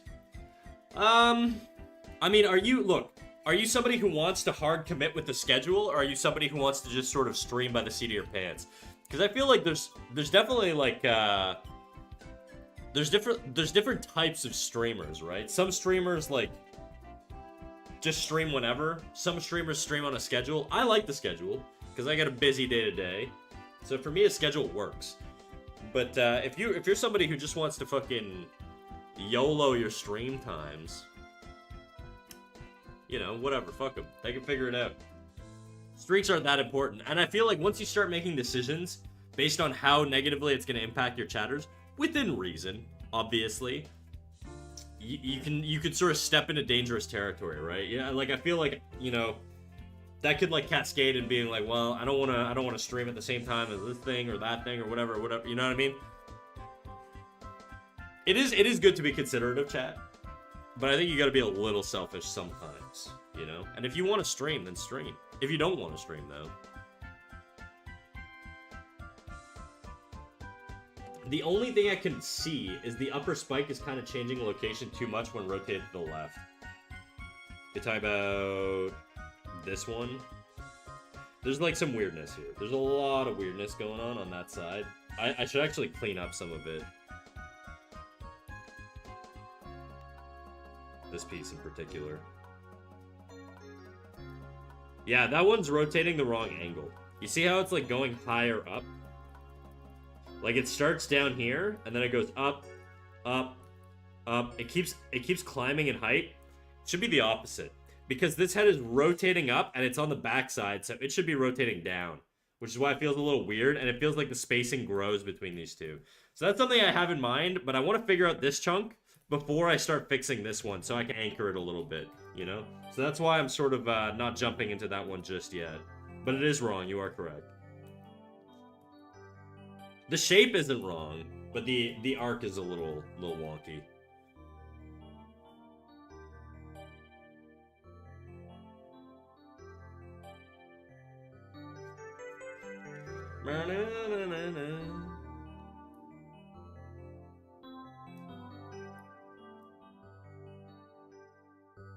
I want it to feel very similar to this one, and I'm wondering why my thing feels off here. I gotta track some shit, okay? We're gonna go back to my little tracker. We're gonna go green, just because I want it to be differentiated. So we're gonna track this corner here. Oops. This corner here, and this corner here. When I'm not drawing on the right layer.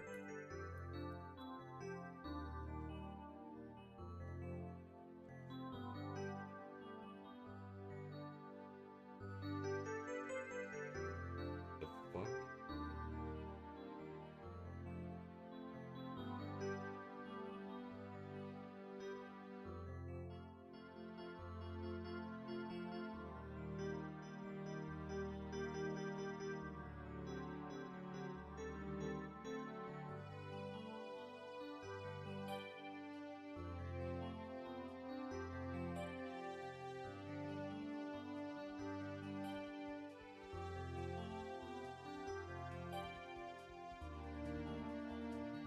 So it slows down because it maintains volume. There's width to it, right? So it slows down here as it tightens in. I guess my thing is probably incorrect on the other side. I think it accelerates on this one. So this is the farthest point. Big jump in spacing. Big jump in spacing.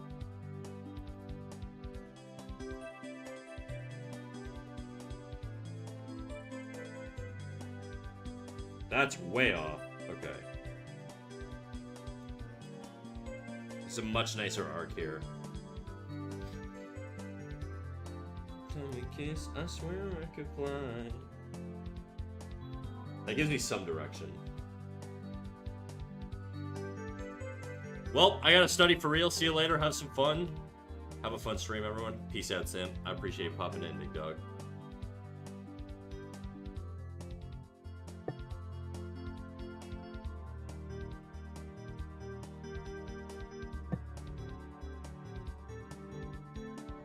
Fixing those two jumps is going to be a pain? You mean these two? I don't think so. I don't think so. This is a simple shape.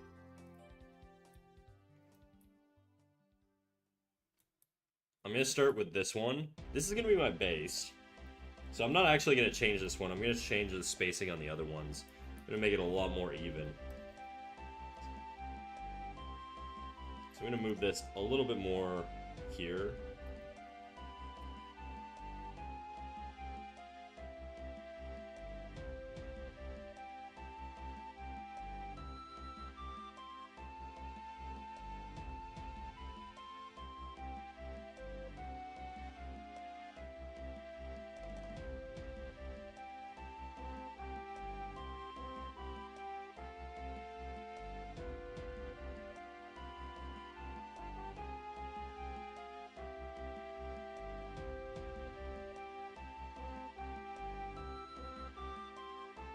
Bro, this song is 8.5 minutes, dog. I can't do this.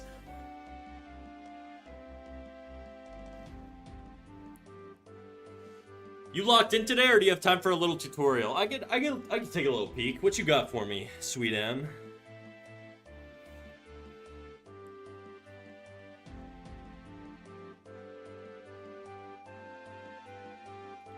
I see the usefulness of that giant red orb. It's kind of useful, kind of not. Basically, it was to determine the general rotation of the head. So it comes up and then it turns around, and then it comes up and then it turns around. This line was the central axis, so this is the central pivot point that it moves around. So you'll notice all these forms are rotating around that central line. So that's sort of like there's an anchor point there.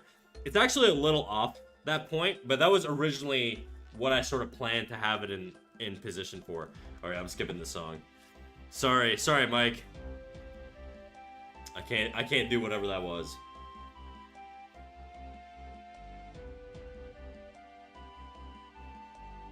Oh.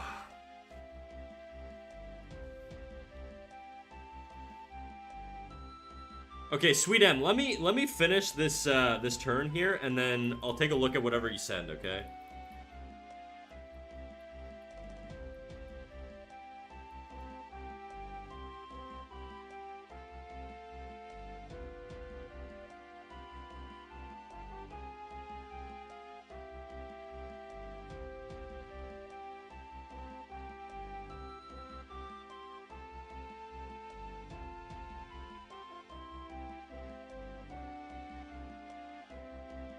Trolling acquired. Not a fan of black metal, noted. I don't know. Probably not. Not a big metalhead. The closest thing I listen to that's metal, it's not really metal. It's like post-hardcore, I think, is the Lexus on Fire. And they're like my favorite band.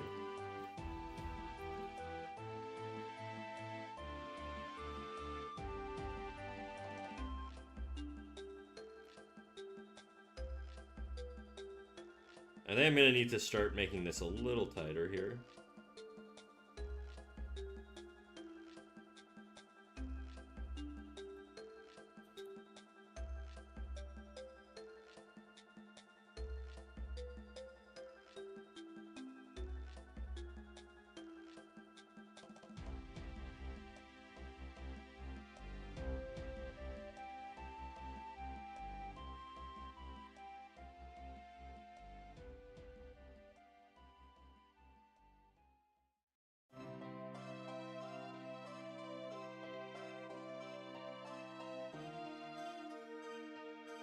Actually, don't need this right now.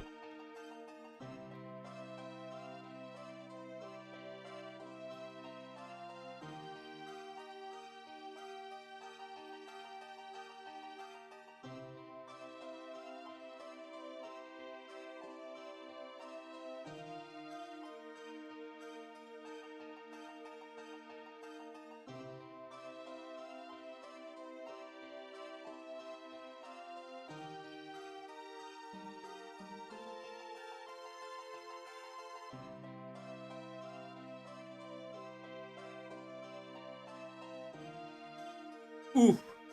What up, Nox? How you doing?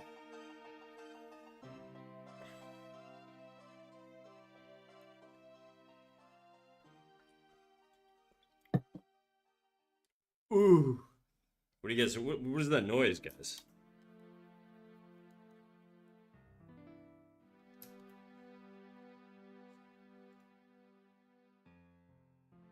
Gooch, got breakfast in front of me. It's noon, and Pal's coming over in an hour. Hell yeah, dude. That just sounds like when Link jumps off of like a giant ass building, and he lands, and he goes.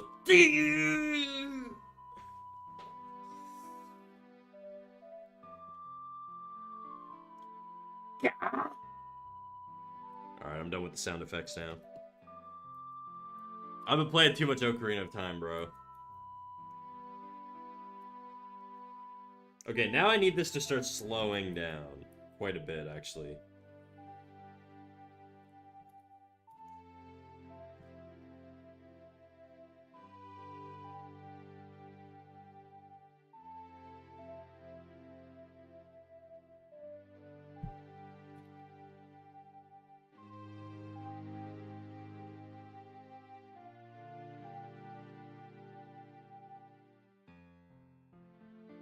No. No, we're not doing this one.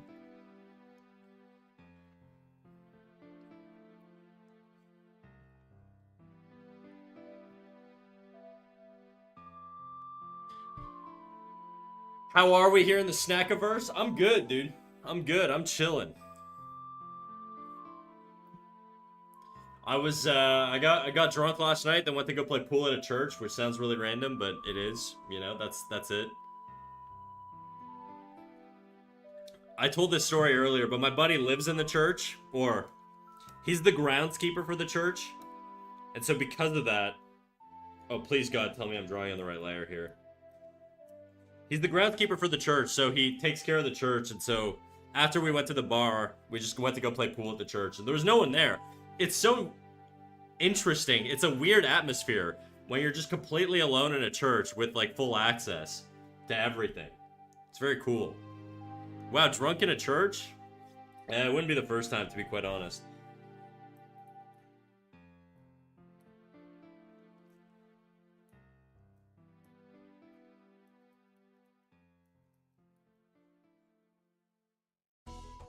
Right there is where I want that next point to be.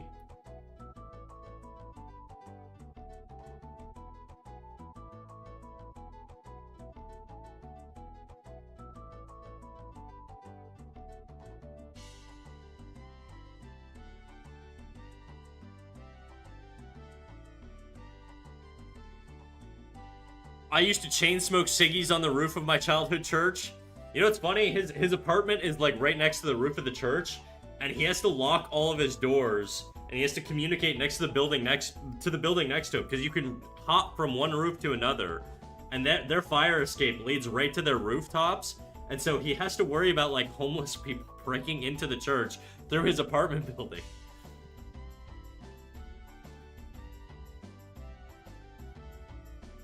So he's got to talk to the building next to him, and he's got to be like, hey guys, can you guys like shut off your fire escape or make it like locked so people can't just jump from your roof to my roof and then break into my apartment?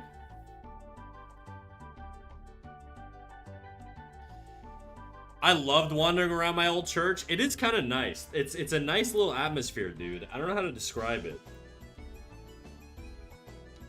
That is like way too extreme of a change in angle there.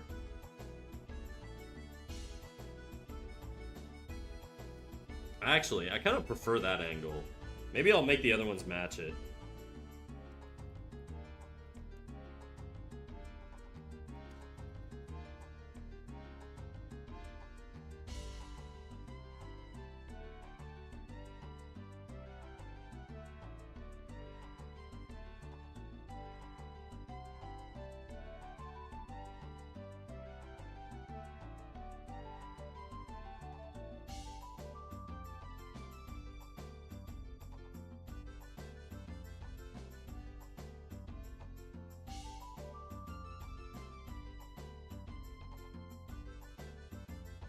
Hot take, churches should open their auditoriums to let homeless people sleep inside instead of on the streets. Actually, this church does. So they, well, kind of. They have like specific nights where they like, every week, I think it's like every Thursday, they have open sessions where they like feed and house homeless people and stuff like that.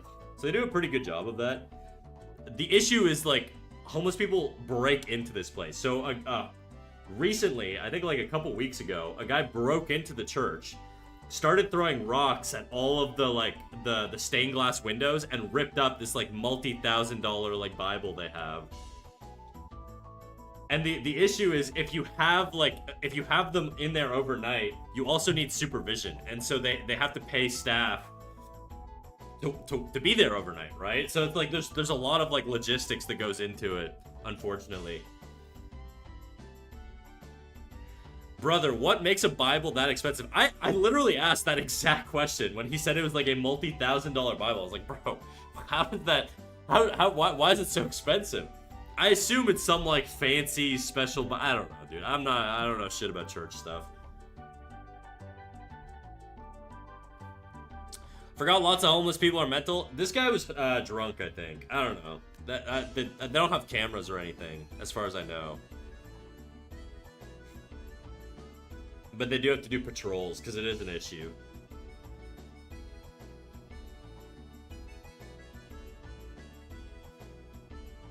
it's a double-edged sword, right? Because you want to be helpful and you want to support, but most of the times people that fall through the cracks and end up homeless and on the street, there are significant issues that are associated to that. So it's a tricky thing to balance. It's tough.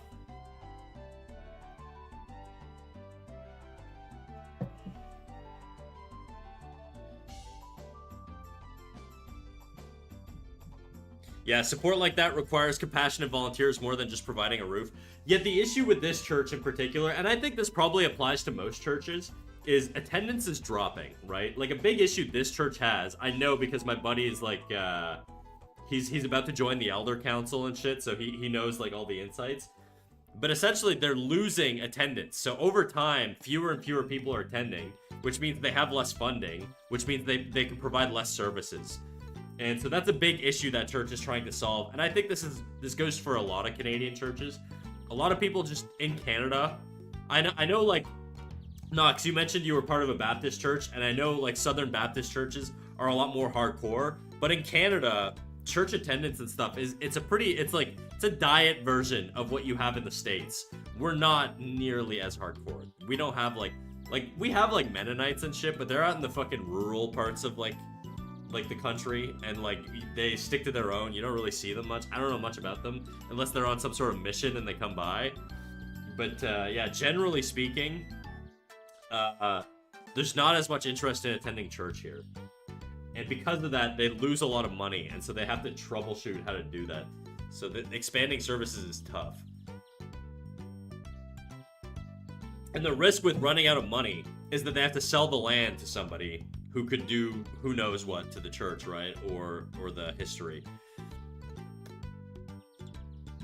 I think if the church focused more on community outreach and less on holy congregation, they'd fluff each other, attendance would be better right now. Yeah, so my buddy, like I said, he's about to become an elder at this church. And his whole thing is he wants to cut out missionary work or evangelism. Whatever, the thing where you like try and convert people. His whole philosophy is essentially, you're probably gonna have a better time converting people to your church by just living out like good values and doing community work, right? Rather than being, preachy and annoying and showing up. Like, nobody ever gets converted from somebody showing up at their doorstep. I think that probably works in low income like countries or whatever, where they don't have access to information as effectively. But in North America, if a Jehovah's Witness shows up at my door, there's about a 0% chance they're gonna convert me.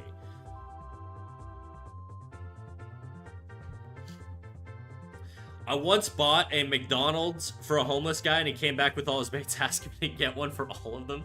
I had a guy ask me for money, and I was outside of a corner store, and I don't give money to homeless guys, but I will buy them food. And so I offered to buy this guy food.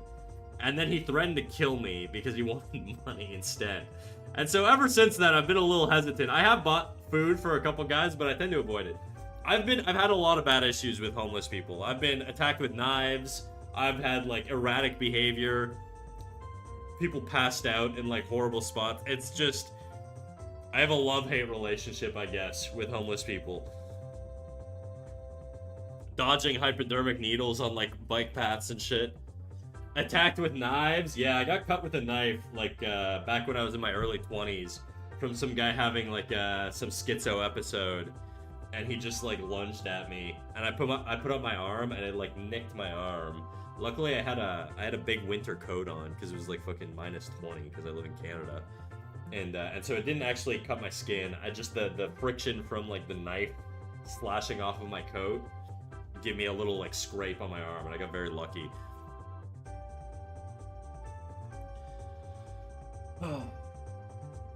I agree, far too many people take the Jehovah's Witness approach and focus on super heavily converting instead of educating their current body or putting energy into the community, biblically the purpose of the church. Yeah, well, I think a lot of the issues is his church is just like full of old people. Like, young people don't really give a fuck about church as much. Or if they do, they're like hardcore conservative. It's very funny. Gen Z, for whatever reason, they're like way more conservative than like previous generations. Especially the men.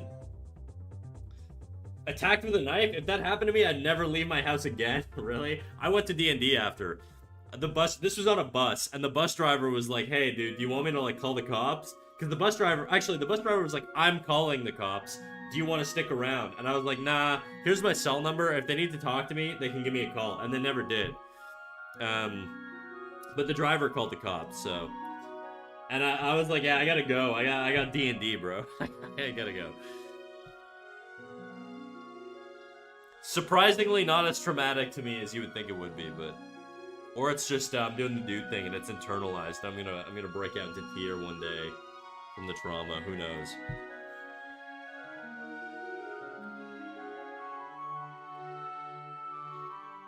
I'm not anti-church, but I'm holier than thou Christian. I don't care for much of it. I'm not a particularly strong believer. I don't believe at all, to be quite honest. I'm not religious. Zero religiosity coming from me.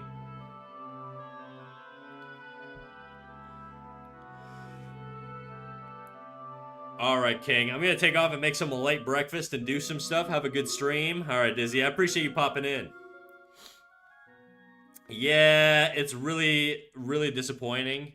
Tri-Catholics are all the rage right now. I can believe that. I think just trad dudes in general are kind of the rage these days. I think you know, it's obviously I don't support it. I'm a pretty liberal dude, but I think there are like reasons for it. I think the last decade or so, it does feel like guys, like young men in particular, have sort of been falling through the cracks at a pretty disproportionate rate. And I just don't see a lot of support services in the same way. Unfortunately. It's a complex issue, I guess. It's probably a mix of a bazillion different things.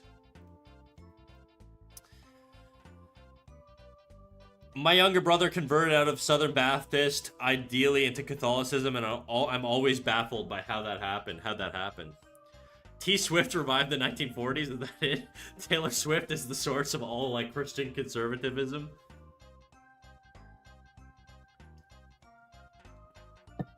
Good to hear your voice. In my name, it sounds so sweet. How do we go from haha pee pee poo poo to stabbings and church business? That's just a cat snack stream, baby. That's how we do it around here. I mean, shoot, the male role models in pop culture right now are drug addicts and incels, unless you're open to being a nerd and want to subscribe to Brendan Lee Mulligan and Hank Green. Yeah, I think that's a big problem. It's, oh man, this is like a really nuanced issue, and it's hard to go into it because I do recognize that, you know, there's like a very diverse crowd of people in chat, and I don't want to risk having arguments. And so the guy-girl dynamic and the sort of cultural dynamic and the position of men in society and stuff like that is a very touchy thing to go through. I think, you know, high level, Sweet Molasses Flat is back. Oh, shit, sweet release to my back, dude. I think on a high level, I think, you know, there have been a lot of there's been a lot of push to sort of help equalize things between men and women in society, and I think those are good things, and I think we need to continue to do those things, okay? And I think the issue with a lot of how that was handled is I think a lot of gender issues, and this is sort of my problem with gender issues, it's always one or the other. You could do both, dude. That's sort of my thing. You could do both with helping men and women in society. You could create like systems and avenues for women to get ahead in certain positions and for men to get ahead in certain positions. But I feel like everybody treats it like it's sort of a one or the other, and we have to spite the other to get the other one ahead. And it's like, it felt like a lot of the sort of last wave of liberalism, and to a degree, I guess. I don't know if I was necessarily super champion of it, but I think there was an over calibration on sort of, you know, helping, you know, certain groups of people in society at the expense of majority groups, and you've seen a lot of dudes, white men in particular, sort of be the butt of the blame for a lot of things. And I think if you're a young Gen Z guy who's like 18 years old, 19 years old, or I don't even know how old Gen Z is at this point, and you're seeing all these people on the news being like, well, you know, like, white dudes are causing this problem or whatever, You're like, what the fuck did I do, bro? I work at McDonald's right now and I can't get a job. And so I feel like to counter that, you have this massive rise of just these fucking psychos in, like, dude spaces. Like, the Andrew Tates, the fucking... that are basically being like, yeah, no, everybody blames you, and they're amplifying these sort of feelings that have, like, subtly been felt by a lot of men, and they're the only avenue for men to express sort of their feelings regarding their status in society these days. And I feel like it's just sort of gone completely the opposite direction, which is why we have, like, this crazy alt-right movement bubbling right now. I wish there was sort of like a middle ground. And I try and sort of exist in that space. Obviously, I'm not a fucking male role model on the internet with any sort of influence or anything, but I really do think there's a need for that right now. There's a strong need for somebody to sort of bridge that connect between like male and female issues, because the reality is they're like both people have it really bad in a bunch of different ways. And, you know, we shouldn't neglect one to fix the other. Anyways, that's my woke segment of the day, okay? Back to talking about piss and shit and cum and whatever else. You're a mouse role model? Thank you. Whatever mouse say. Thanks for humoring me. No worries. Put those things away, heathen. But we just brought it back, dude. Do a jiggle? Shit, you know it, dude. You know it, dude. I always enjoy our chats. One day I'll trigger you, Nox. I'm sure. We're working on it. One day. I'm just kidding, dude. Alright, guys. My fucking dick is full of piss. I'm gonna be right back. I'm gonna take a leak. BRB.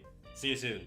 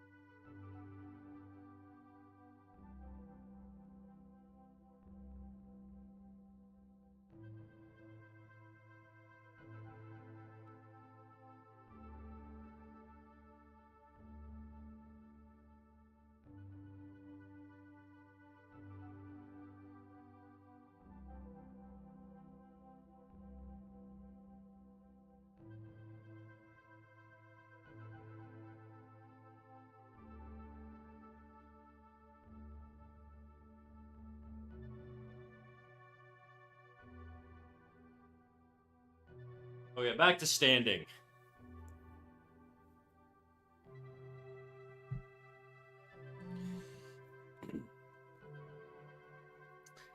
As an artist that probably doesn't know anatomy, that probably knows anatomy, you should know that P does not in fact store in le dick. Well, you know what, Mike? I've done about 20 million dick studies. My entire, like, first few years of drawing was exclusively dick studies. Because that's just sort of what they teach in art academia. And I'm fully aware that your dick does in fact inflate like a big water balloon full of piss whenever you have to pee, okay? And it deflates, and it does like a little balloon sound as it all comes out and withers. So, disagree. Hard disagree, alright?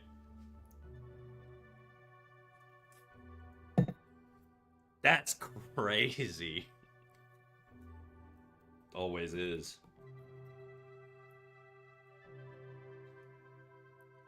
Well, in fact, I studied my dick for 27 years. Well, I've studied my dick for 31 years. So I win. Checkmate, atheist.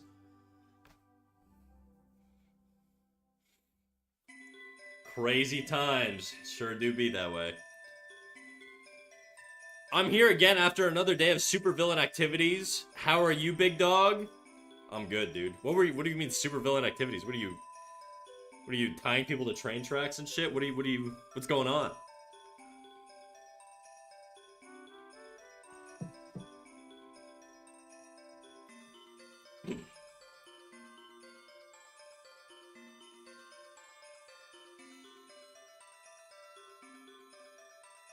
Yeah, that ain't right. That ain't right. That ain't Falco, dude. I can't be doing that. This is no bueno.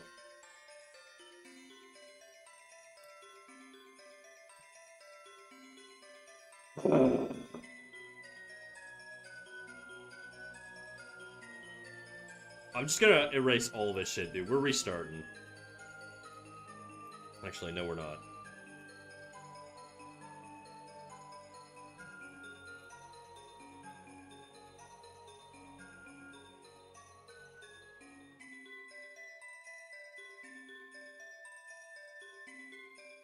Hey, hey, what up, Crip? How you doing? You gave me a jump scare there? Why? What did I do? From sighing? This chunk of hair is very sigh-worthy, dude. I'm not gonna lie. Restarting? Oh, dude. I know you're new to the channel, but I have scrapped. There's times where I'll draw something, and everybody in chat is like, this is awesome, this rules, and I'm like, there's like one little thing that drives me nuts, and I'll just delete it, and we'll restart. It'll happen. Snack, let me pay you to sit in a voice chat and help me paint for 30 minutes. I mean, I'll do it for free, bro. Just fucking DM me. We'll figure it out.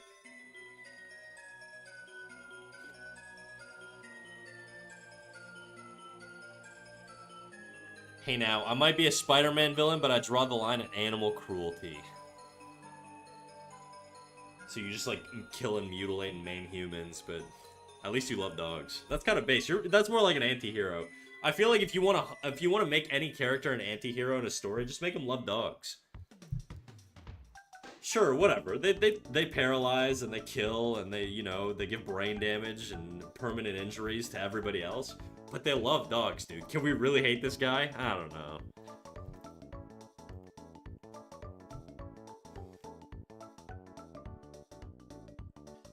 Fun how of the whole church rant I was trying to draw the dreaded second eye and I haven't succeeded. Well, Mike, we have a Discord server, okay? And if you post in the Discord server in the critiques channel, and if I'm live on stream and you're in chat while I'm live, you can ask me for a critique, and I'll give you a little draw over. It's part of the channel, baby. That's why I get nothing done. I'm too busy selling my time for free to everybody else. Kicking babies, maybe? Yeah, don't be doing that, guys. By the way, Sweet Molasses, I know you posted. Did you post? I didn't actually check the Discord.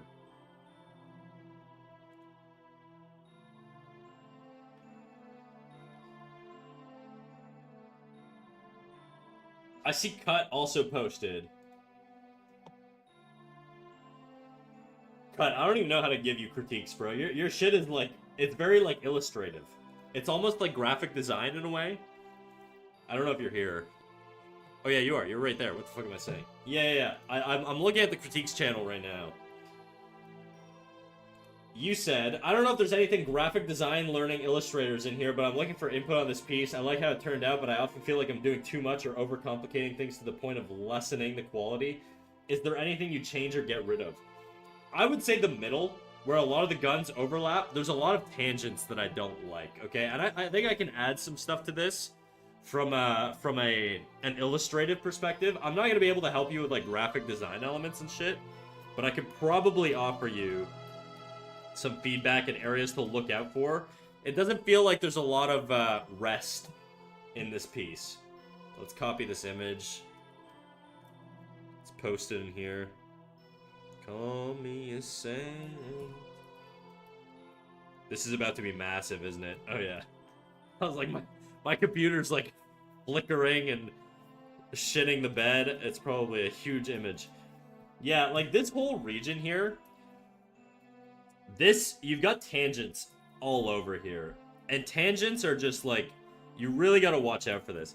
If you're not familiar with what a tangent is, dude, I think a tangent is essentially when one line from one form touches another line from another form, right? So think of like, let's say you have one head here going, haha, I'm so happy, whatever. And then you have a wall right, unless the head is like Like, you would never want this line to touch perfectly where that line is. It's just an unappealing design, okay? And this applies to illustration. It applies to presumably graphic design. Granted, I'm no expert in graphic design. But I would say avoid tangents at all costs. Like, they are like your mortal enemy. And you've got like tangents here. This is very weird. I think what you need to do is you need to utilize contrast more. So if you've got this simple shape going over top here with this white inner like coloring, you want to make sure that the background is just black, okay? Like, the values need to contrast more so that it's better, it reads better. So, like, I would get rid of whatever this highlight is on the gun. I know it's the barrel with the chambers and all that shit. But I would just make this all black. To make this spike read better. Or, you know, just change it up so that it's not as cluttered. These, even though they're not touching, they're so close that from a distance, they might as well be tangents. Right? Like, from here, it might as well be a tangent when you zoom out. So I would watch little things like that. I would watch... Yeah, I would do a full pass over this. And just check for tangents. Even like this spike next to this star or whatever. This is kind of tangenty here. There's a lot going on, you know? And I think some of it's okay, but I think toning it down a bit would be better. What if you did like just larger stars, right? With larger forms. Because that's another thing. A lot of your detail is like just all detail. It's like tiny little details. If you had more shape variety, like large background elements and, you know, something like that. I don't know. Pretend this is a nice star. And you just did big stars along here instead of a bunch of tiny little ones. It would contrast more, and then it would give more breathing room to a lot of the detail work inside of here. Maybe make the gun smaller too, and have a little breathing room between the chain and the gun. I don't know. Essentially, what you want to think of is you want to think of how does the eye move across this piece? When I look at it, there's so much going on that it's very difficult for me to know where my eye needs to go. It's just kind of all over the place. And to the viewer, that's an uncomfortable feeling. And so when you're designing something, you really want to think of how your viewer is going to perceive that design and how their eye is going to transverse that piece and move across the piece. I know this is all very like philosophy and like all this stuff, but this is like actual practical stuff that designers think about in a professional setting and they factor into their designs.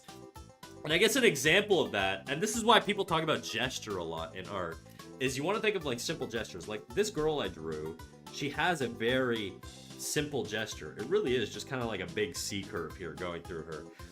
And then all the features kind of centralize your eyeball into one point. Everything that sticks out of that is all kind of redirecting to a focal point, right? So there's breathing room. So even though there's a lot of overlap, it still sort of like reads better. And even if you like, let's say you go over here to this leg points this way. So you're shooting back in this direction and coming back into this, and then you're cycled back. So the whole thing has like this, I mean, it sounds very like autofellatio that I'm glazing my own work, but I'm just sort of giving an example because I did think of this intentionally when I designed this, right? You know, you can think of like, this is obviously very sketchy, but this arm sort of goes into a focal area. The gesture sort of like has this flow. The lines redirect upwards. It's very, very natural to feel like this is where you want to look on this piece. Or this one. There's a lot of detailing, a lot darker values in the face, so your eye is drawn in there, whereas these are a little bit more scattered out, but a lot of the lines redirect up to the face here. Like the general gesture of the pose sort of flows up. This arm flows up. This arm flows up. You know, this one kind of breaks a little bit, but it's, you know, it's not terrible. So I think you can get away with some breaking up of your forms and having things not all necessarily flow into one thing. But being a little bit more intentional with where you place things and how you place things and how you want the viewer to map themselves and orient themselves on your piece, I think would serve you really well. Because you have fantastic design choices here, and they're really, really nice. But I think if you focused more on how to put these together to sort of lead and feed into a thing that feels like a, almost like a, if you play D&D, think of like a campaign on rails, okay? Normally you don't typically like a campaign on rails, but campaigns that work really well are technically on rails, but they don't feel like they're on rails, right? Like, if your DM's like, okay, now you go here and now you go here, it removes choice. But if your DM can sort of be like, oh, there's this point of interest here and then here, he can sort of funnel you into a path that he wants you to sort of go on without necessarily making it feel like he's making the decisions for you. That's sort of what you want with art. You want your pieces to have that sort of subtle on rails like aspect to them without necessarily having the viewer feel like they're on rails. I don't know if this is getting too abstract with the explanation, but what I'm trying to say is, you know, you have really, really good graphical design choices, but I think, you know, if you had a little bit more logic to how you're setting up your canvas to where it feels like there's some sort of flow to it. Because it doesn't, it's hard to know where to go. Like, I guess instinctively, maybe I would start up here because of the gray, right, is like very contrasting to the white and black maybe. But then once I get into here, I don't even know where to look, dude. Like, this just goes all over the place, you know? It's beautiful work, and it's beautiful detail work, but that's sort of, that would amplify it, I think. Anyways, I've been yapping. You said you get it. Cool. Problem solved. That would be my advice.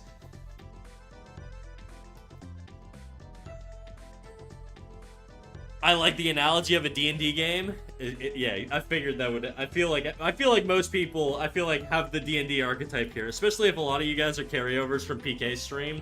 You're probably D&D lovers, so I feel like, you know, it's a good little analogy.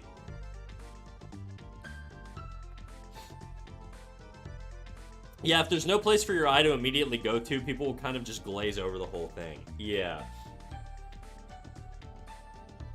I am his D&D nerd. I'm teaching him slowly. Okay, well, you could translate everything I just said to him in a context that he understands.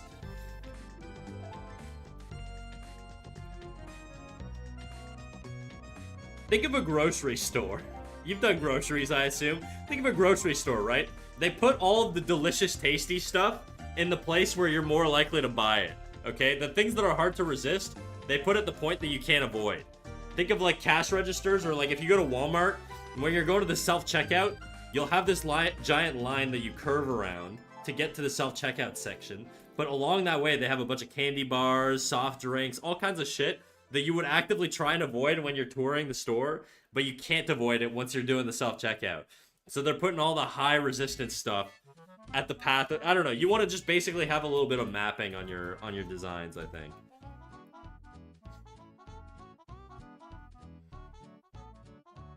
You give orange, me eat orange. There you go. Getting C'd up, dude. Vitamins. I'm literally postponing a whole trip for a D&D campaign, or a D&D game. Are you really? Do you not play D&D often, and you need to get your D&D fix, Crip? Is that why?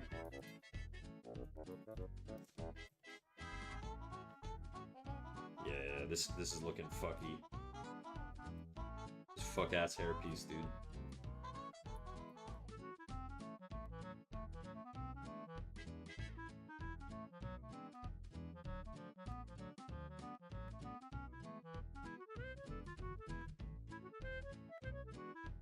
Does the bottom work? No, there's some weirdness going on there. I'm gonna just work on it section by section, instead of trying to do the whole thing at once. This is no bueno. Gotta get rid of that.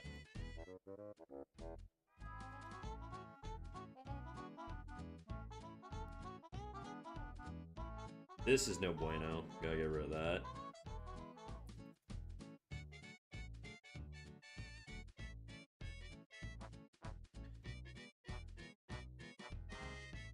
Yeah, we're teaching coworkers to play, so that's my Memorial weekend. Haven't played in ages. I was a religious D&D player for years. I even played through the pandemic, and then after that, with like working in animation, I ran out of time and I had to leave my group. But I basically, the day 5e came out, I started playing. I have like a first edition 5e handbook that had a bunch of manufacturer issues, so the book just like fell apart. They ended up recalling them, and I never got mine recalled. So I have one of the OG busted up D&D books. I was gonna get it rebound, but I just kind of used it in its fucked up state for years.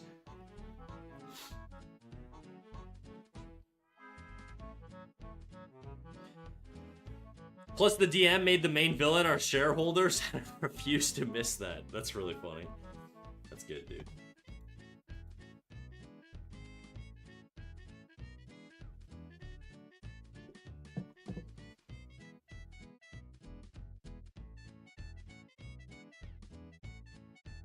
Okay.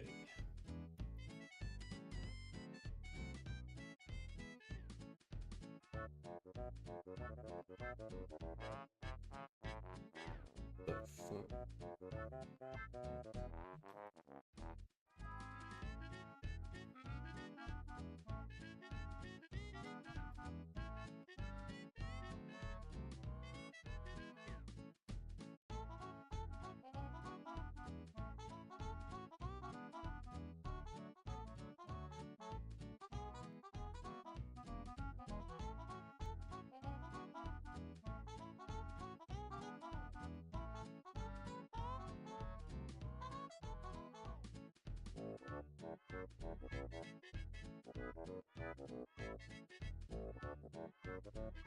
Okay, that bottom seems to work now. Now I just gotta do the rest.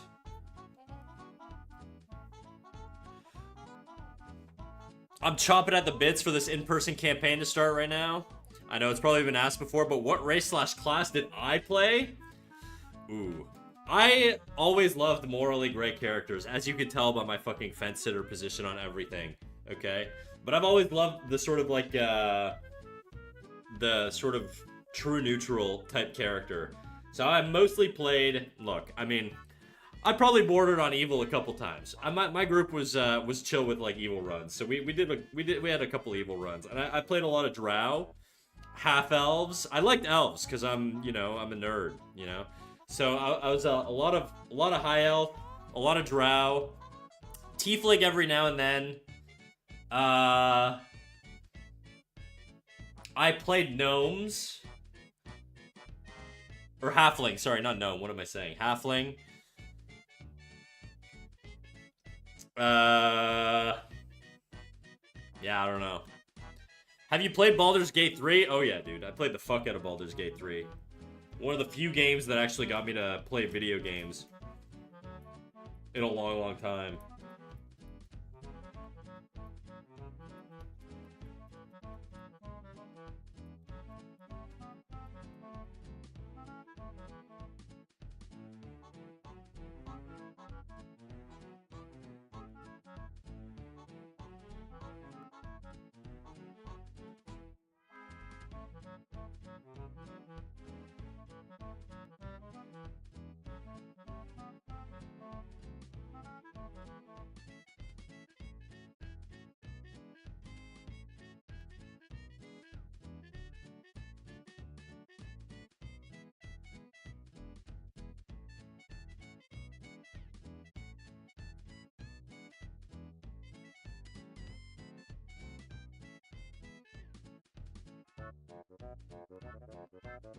Water Genasi have been my favorite race for ages when I'm allowed to pull from elemental evils.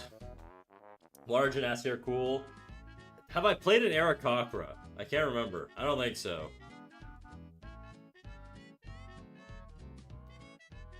I mostly stuck to Drow. Drow is probably my favorite D&D race, and I played a lot of Bard and a lot of Rogue. I like being the face of the party, so I always did like things that had like charisma incentives. I have played Barbarian and like Wizard and Warlock and shit like that too, but I really gravitated towards Bard because I'm a min-maxing asshole, and Rogue because I'm also an edgelord. So those were kind of my go-tos, my regulars. Bard being lore Bard in particular. Bards are underrated for sure. I think Bards, I will die on this hill. I don't know, look, as of 2022, whenever I played last, I can't remember. In my opinion, Bards were probably the most busted class in the game, okay? I think if you disagree with me, you're wrong. And this is a controversy I'm willing to get into, okay? Granted, my knowledge of D&D is getting rusty. But Lorebard was just, it was on another level, dude. Magical Secrets, being able to pick any spell from any class. What the fuck other class has that, dude? You could get, like, the craziest shit from everything. There were also no class limitations, so you could take from one class and then another class on your next Magical Secrets. There was no, like, it wasn't like you had to spec into one thing.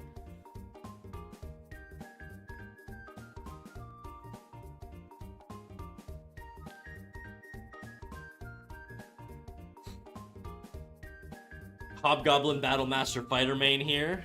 Very nice. Any human players in chat? Where are my normies at? Human fighters, where you at?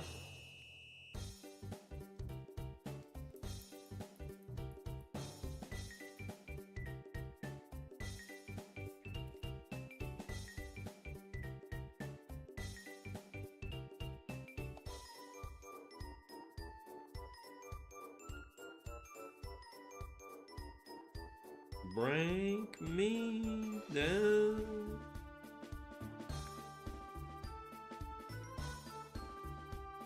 Have you played the Dark Urge in Baldur's Gate 3? That's like the tentacle skills or whatever? Yeah, I gave into that shit, dude. I went full Cthulhu mode on that game. I did not care. I was like, more power? Hell yeah. Control that guy's mind. Fuck it.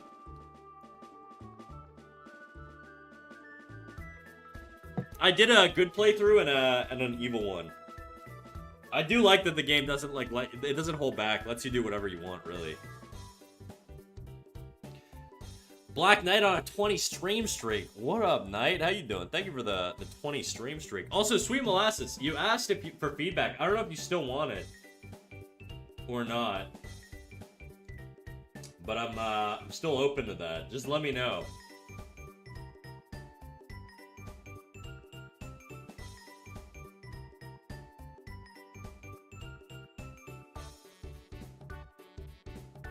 I'm on my first playthrough and have not touched a tadpole. They seem so shady. Maybe they are, maybe they don't. They aren't. Maybe, I don't know. I couldn't tell you. No spoilers, chat. Yeah, I wrote it earlier, but you may have missed it. I probably did. Let me...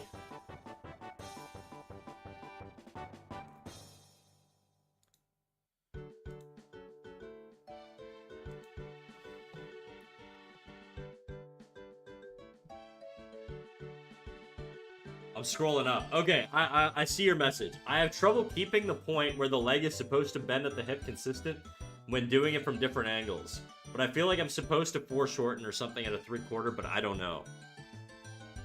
Okay, I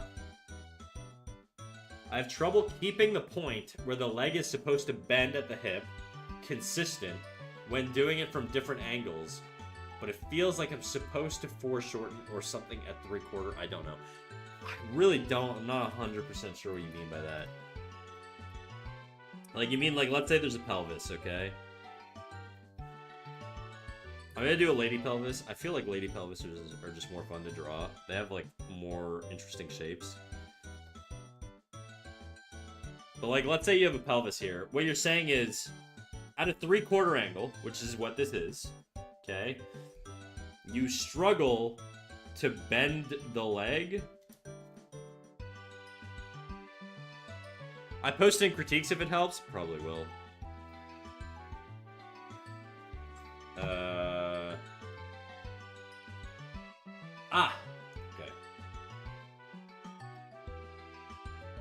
Okay, let's go over here. And we'll go down here.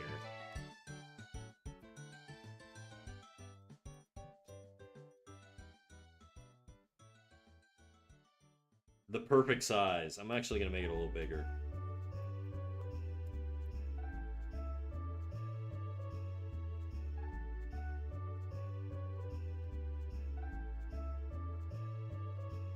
Okay.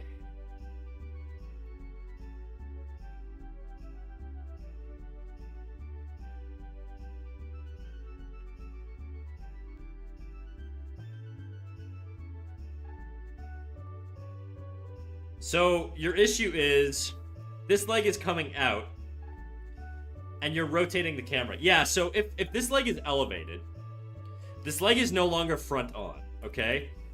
So if you're drawing this leg as a cylinder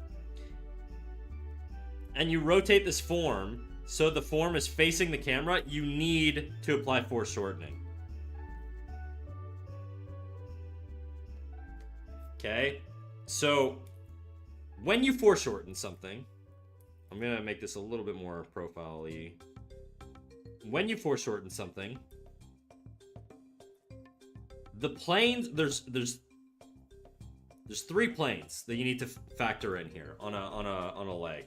Okay, there's the depth of the leg, which is like the Z plane, okay, or Z plane or whatever. The Y plane, which is the width.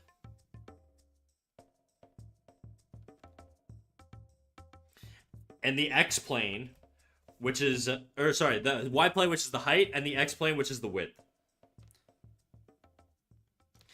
And so when you take a cylinder, let's say I take a cylinder, which is what a leg is. It's like a tapered cylinder, essentially. If I want to rotate the cylinder in space to be 3/4 now, well, like, this is weird because the pelvis is technically front on here, but the leg here is 3/4. Now what happens is if you rotate the pelvis front or 3/4 in this direction, the leg now becomes front on. So the leg is, but you're drawing this leg 3/4, which is incorrect, which is why it feels weird. And so what happens is if you're turning the pelvis in this direction, that knee is going to follow the pelvis, assuming you don't move the knee at all, okay? So what happens is on the X plane is going to get wider. So if that's our width, we're going to make it a little wider now. The Y plane is going to stay the same. So this height, and this height are all going to be the exact same. That's not going to change at all.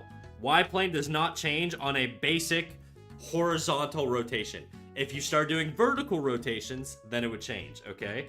But on a horizontal rotation, it will not change. It'll stay static. So now that we know that, we just sort of map that there. We'll do that like that like that, and then that like that. And now we know our y-axis, okay? Now we need to factor in the z-axis. Well, first of all, to do the z-axis, all we really need to think about is the y-axis and the x-axis, because we know that this plane is now going to be wider.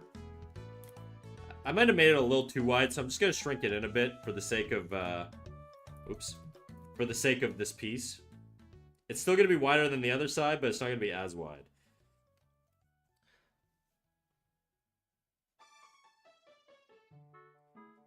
So I'm just going to double check this. Is this wider? I'm going to do it this way.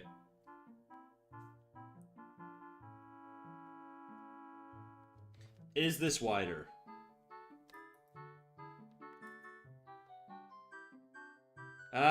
I could push it more. It's not wide enough for me. It's not wide enough. From a 3/4 to front on, it would be a lot wider.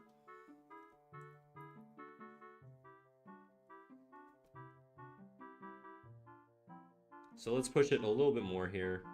Again, our height stays the same. This is a very oval, like, cylinder. This is not really how the leg would look, but this is just sort of a demo of how you can plan it, okay? Now we know that this is what the leg will look like at this perspective. We've got this top curve here. It's basically just going to line up. If you draw this through, picture the cylinder continues through here. You're just widening this the same way you widen the other one, okay? Height, again, stays the same.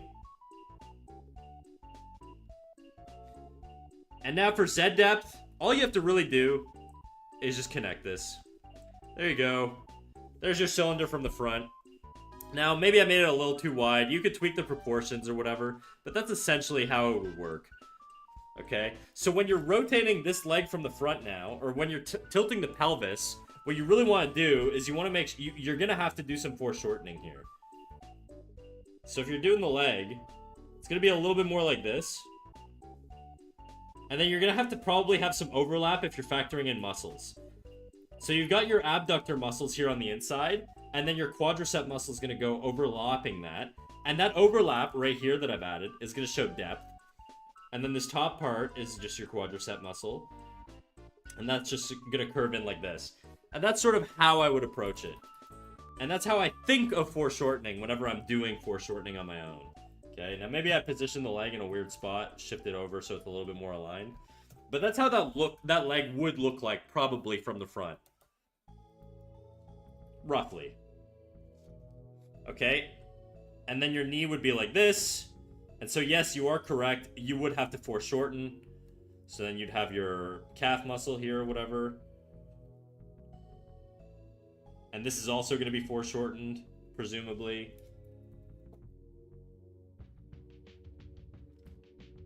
So something like that.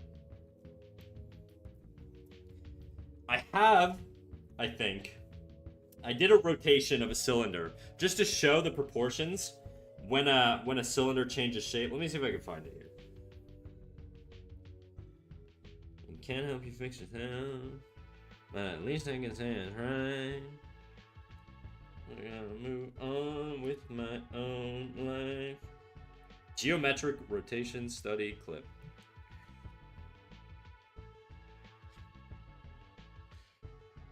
So the height is always staying the same here. The front planes are getting larger and smaller. And then you're basically just connecting the lines to show the Z depth. And that's essentially a very rough rotation, right? And so that's what you're doing. So that's essentially what I did here, is I just sort of factored in your width on your knee here, turned it forward, added rotation, and then I added anatomy over top of it, because obviously it's a simplified cylinder that I did there, but then you'd have your what would that muscle be? Is it the flexors? Hip flexors? I think hip flexors maybe? I don't know. You maybe see a little bit of your glute here. You would not see as much of the butt. I know, like, if you're a lady with a dumpy, if your leg's out like this, you'll probably see a little bit of your butt hanging below there. If you're going you know, fucking Iggy Azalea proportions or whatever. But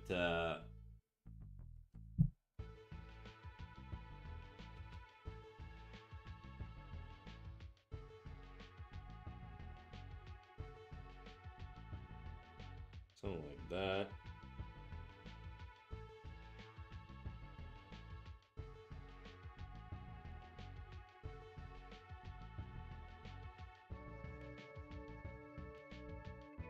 I feel like I should have known this already. Nah, you can't know it till you know it, dude. You know? So don't worry. But really, when you're thinking of foreshortening anything, and this applies to basically every limb, including torsos and shit, just think of it as a cylinder and track the front planes and the height. And if you do that, the more front on the front plane is, the wider it's going to be, or the more full on its proportions without any distortion it's going to be. The height doesn't change, and the depth, you don't really have to worry about the depth unless you're doing complex anatomy. You just kind of have to connect the dots.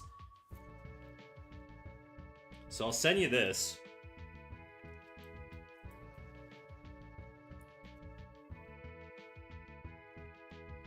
And hopefully that answers your question. I assume it does. With arms wide open under the sunlight, come to this place, I'll show you everything.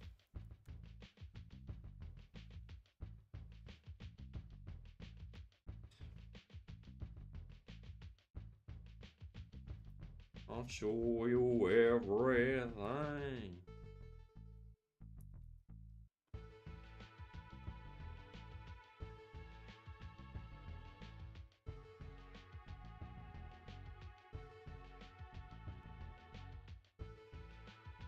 You everything. Oh yeah. Definitely helps, thanks. Can I ask for feedback on my bald heads? Of course. I thought you'd never ask.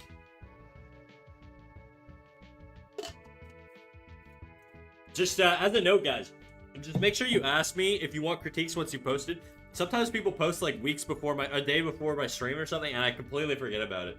So I just need a little reminder from time to time. So if you're really fiending, make sure you hit me up while I'm live. All right, we'll get rid of this. We'll go to, there's a lot of room on this canvas. Let's just do it here. Sorry, Nancy. Can I get a review on my whip with value, shadows, everything? If yes, I can post the updated version. Posted 2 days ago, but it changed a lot. Yeah. Do it up. Okay. So, typically with critiques, I try and focus in on one thing just to avoid... Because if I did every head here, it would take the rest of stream. So I would say, if there's one in particular you really struggle with, tell me which one, and we can focus on that. The one I'm seeing that needs the most help is probably your profile 3/4 upward angle thing. So you kind of got this upward angle 3/4 kind of semi-profile, not really. This one is a tough angle to do. And this one to me is the one you're struggling with the most looking at this. There is some stuff I could say about your downward angle and other ones, but you know what I'll do? I'll keep it broad. I'll just give you a little rundown of what I think is going to help you based off of just taking a quick look at these. If you want me to focus on one, I can totally do that, but I have an idea of what to advise you on. So, I talked about this before, but when there's when you've got sort of a head, the way I think of head planes, okay? And this is, I don't know if anybody else does this. I don't know if this is uniquely me. This might be the one thing that I'm super special at. But this is sort of how I think about head planes, okay? This is what makes me not like the other girls. Alright?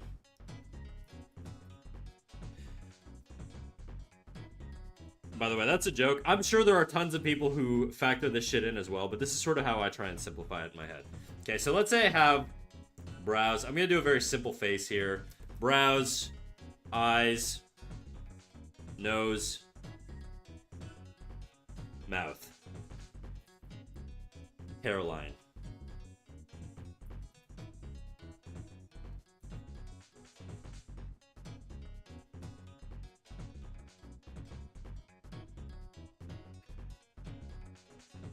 When I think of the face, and I'm trying to rotate the face, I'm gonna leave the ears out of it just because the ears are kind of a different bitch, but I think of it this way. I think of the top plane up here from the base, from the hairline up to the top of the skull is its own plane, okay? This is all one plane here. We're gonna do it in pink. We'll call it plane 1. Next, I think of the top of the eyebrows to the hairline as plane 2. Am I doing this on a new layer? I am. Thank fuck. Okay. Plane 2. This is gonna be quick and dirty. I'm not gonna make the lines pretty or anything. I'm just gonna get real. We're rolling around in the mud here, okay? Next is gonna be plane 3, which I think of as being the base of the nose to the top of the eyebrows. The reason is because there's overlap that happens, right? So that's why I want it to be like this. So this is gonna be plane 3. I didn't write 2 here, but the order of the planes doesn't really matter. This is just for demonstration purposes. And then this is gonna be plane 4. And there's a relationship between all of these planes that occurs when you apply rotations to things. Snack, I've been drawing for 15 months. Do you think I should tackle basic anatomy or real anatomy? If basic anatomy, do you know a book that covers it? I think you should learn geometric shapes and do anatomy as you please. I think you should do both. That's kind of my answer. If you get bored of one, do the other. Try to see how they relate to each other geometrically. I can give some recommendations. Bridgman is a good source. Cynics on YouTube is a good one. Modern Day James is another good channel. There's tons of resources out there, you know? I would say don't use one, use multiple. If you don't understand one explanation, jump to another. All right, back to this. Let's say I want to rotate this plane, this head down. So there's a couple things that's going to happen. Plane 1 is going to get longer. So let's say we're going from front on, neutral. I'll say neutral.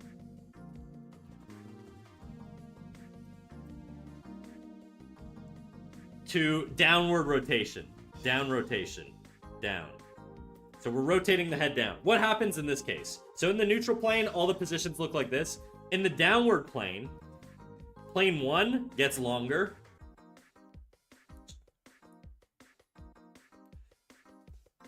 Okay, so it's gonna get longer. So I'm gonna mark it about here. I'm just guesstimating these, okay? Plane 2 is gonna stay kind of the same. It'll maybe get a little bit bigger, but it stays kind of the same in my experience. But a little bit bigger. Maybe. Plane 3 is where the magic really happens, okay? This one is gonna shrink pretty dramatically. And then plane 4 is going to shrink even more dramatically to like an extreme. To where it's almost like half of what it was or even less. And now, let's say I go over this and I draw. And do a new layer here.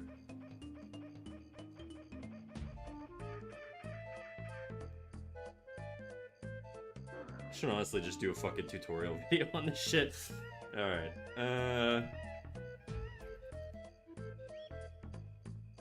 Okay, now let's say I draw my hairline here. Ba, ba, ba. Does that feel right? Does that feel okay? Now let's say, you know, top of the eyebrows here. Does that feel right? Okay, bottom of the nose, around here, roughly. Blah, blah, blah, blah, blah, blah. Scribble, scribble. Mouth, roughly. Because it's in the upper half here, we're going to put it around here. Eyes. Boom. Would you look at that? Now we have a downturn rotation. Now you push it even more. I made the head proportions like a little wonky, but generally speaking, this is sort of how I think about it. Okay? Now you could guess, you could reckon, if you're Australian. What you just demonstrated feels like a boss battle. It isn't though. It's just 4 changes. It's just 4 plane changes. That's it. Okay, obviously my shapes and all that stuff, the details of it could be tweaked a little bit to be a bit more realistic. I can make this head bigger so it lines up a bit better with this head. We're not really focusing on that too much. Just take the foundation of what I'm saying here, okay? So these plane changes have been applied now. You could reckon what would happen if you did an upward rotation. Chat, I want to know, what do you guys think happens to the green plane, Zone 4? This is going to be pop quiz for chat here, okay? What do you think happens to Zone 4 if you rotate the head upward? If when we rotate the head down, plane 4 becomes smaller, what do we think happens to plane 4 if we rotate the head upwards? I want to see some answers in chat. You can guess, I'm not going to bully you.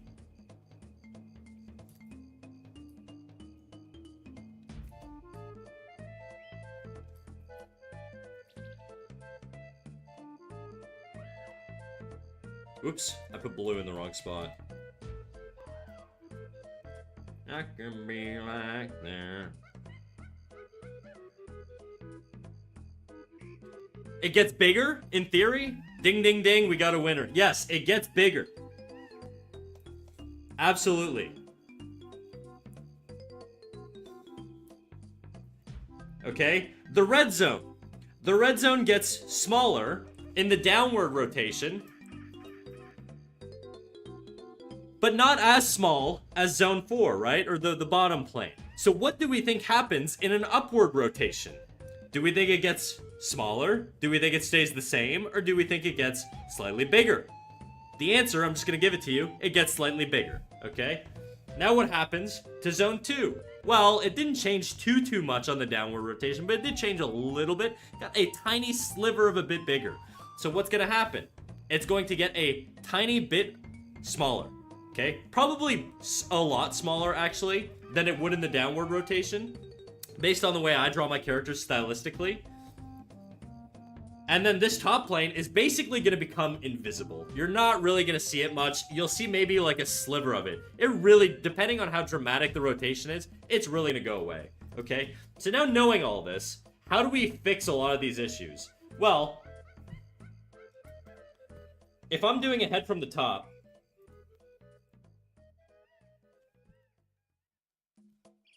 so sorry, I should add one more thing. If I'm adding now a lateral rotation or a horizontal rotation, in other words, okay, lateral just means like out to the side, medial means inwards towards the middle, okay? But laterally, let's say we're moving the head laterally, so we're moving it horizontally away from the center. So if there's a center line in the middle of the head, we're moving it away from that center, okay? Following me? We're moving the head laterally outwards. Okay? If we do that, what happens to these planes if we have a central line? Well, if the head is moving this way, all of these quadrants here, all these planes, I guess they're not quadrants because it's split in half. They'd be like halves, I guess. All of this half of the face gets smaller. All of this half of the face over here on this side gets bigger. If we're moving to the right. Bigger, smaller. That's assuming we're moving this way. Okay? If we're moving the opposite direction, it would be the opposite. And so when you factor all of these things in, now you can start doing 3D rotations with upward tilts as well. So let's say we have a head turning up like this. We said the bottom jaw is going to be massive now because it's an upward rotation.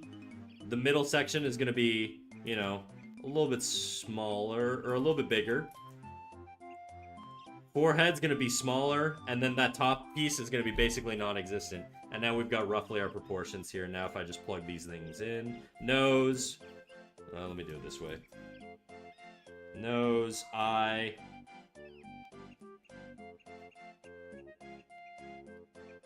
Mouth. Hairline. Chin, whatever.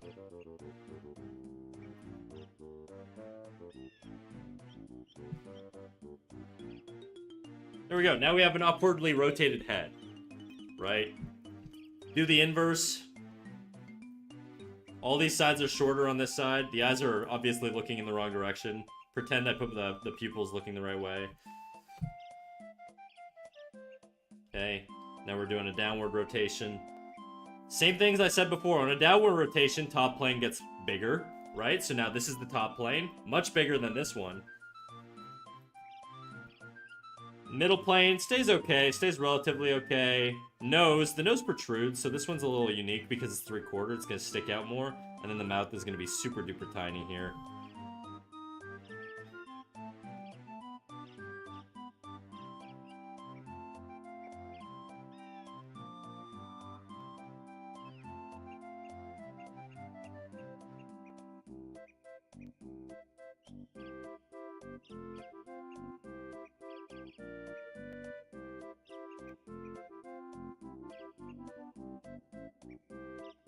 Okay? Now this is all wonky and it's, you know, I could tweak it or whatever and make it a little bit prettier. But essentially, that's just to demonstrate sort of how I'm thinking about this stuff when I'm doing these rotations. So now to correct a lot of your stuff, there are other aspects. I think you kind of get this stuff looking at it. DK, I think you kind of get it in spirit. But what I think you're not factoring in is how the actual details of the face change as well. So if you're doing a downward rotation, the brows, because the brows protrude off of the face here, right? And then the eyes are below them. When you rotate it down, okay, like let's say the camera is here, and the camera's view is like this. So the camera's seeing all of this, right? The camera is your eyeball looking at the viewer. When you take this plane and you rotate it this way, what happens is that eyebrow is now going to start to block off the eye a little bit. So you need to lower your brows. You actually wouldn't see much of that top lid at all on a downward rotation. Where's my brush? The fuck? Right, so you'd have the brows kind of like this, and then the eyes would basically be coming out of the bottom of the brows here on such an extreme downward tilt. So that's sort of where you went wrong on this one. Your brows would really be like flush or not tangenting, but basically overlapping the eyes. And that'll give you that sort of top-down feel, right? Whereas, because that space it's just not possible to really see that space anymore when you're looking above a character. The nose, depending on how extreme, is going to elongate just sort of in its shape there, and it might even, in some really extreme cases, it'll overlap the mouth. In this case, it's not that extreme, so your mouth positioning is probably actually fine.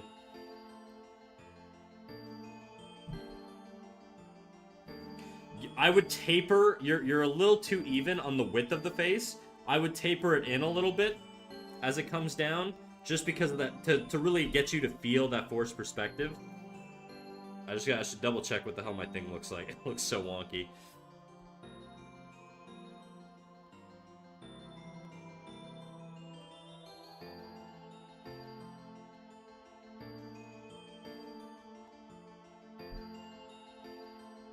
Your ears are in the right spot.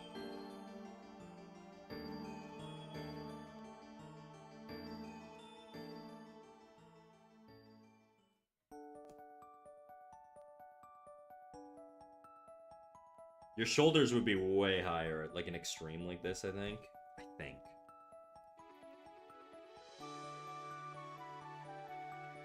So that's sort of how I would change that.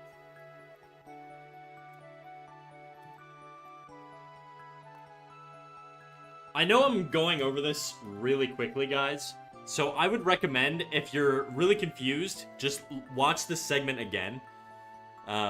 You can rewind on Twitch, you know, but... And then, so that's sort of the big thing I see here. This one, your guy is, it looks like his face is being, like, compressed and smushed. I don't know if that was, like, intentional or what, but he's missing the whole back of his skull here. So this one feels a little weird for that reason. His head would probably be a lot more like this. And I usually have my forehead slope a lot more at this angle. Just a little bit more. Maybe not that much, actually. Something more like that.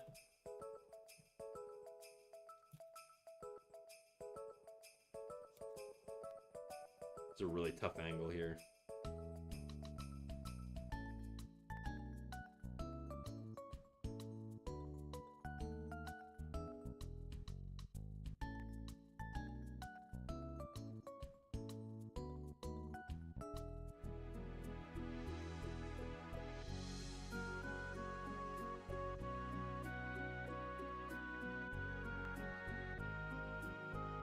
I'm gonna shove the brow out more.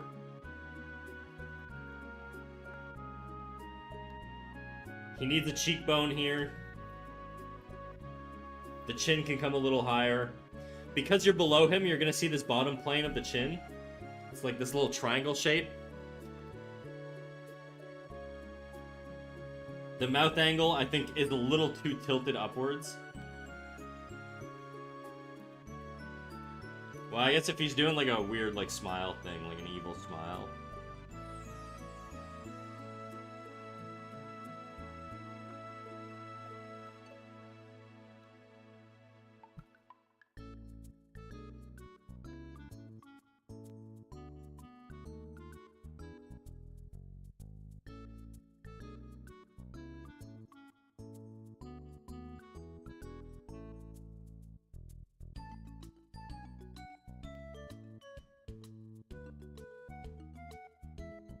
I think that feels a little bit better. So you're just kind of missing the back of the skull here and a little bit of the volume of the cheekbone on the front.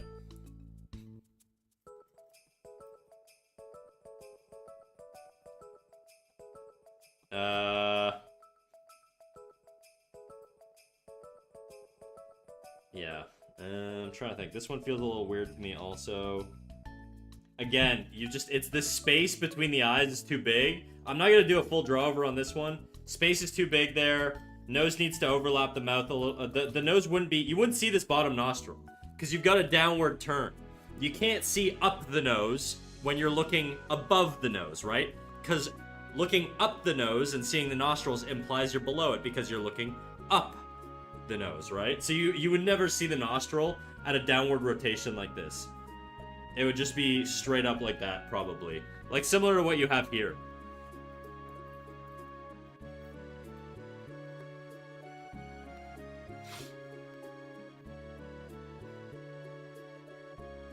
Yeah, 1/4 angles are tough. They really are, yeah. Anyways, I'm not gonna jump into this too much. This upward angle, I would say, you know, it's looking fine. Normally, what I do is you see how you have this sort of curve here on the chin? I usually bring that curve way up if I'm doing like an extreme upward angle, so it gets a lot smaller.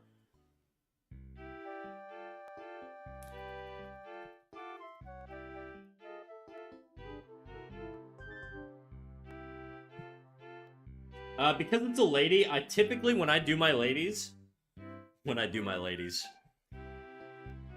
they'll tell your moms, chat, alright. But when I do my ladies, I like to make the brows a little bit more subtle. It just feels more feminine to me. I'm also gonna shrink down the forehead a little bit. And I think you have too much volume on the back of the head. Do you? Let me cheat. No, I think you're good, actually. There's just like a weird shape going on. The bottom lid, I typically will curve more to really show that rotation.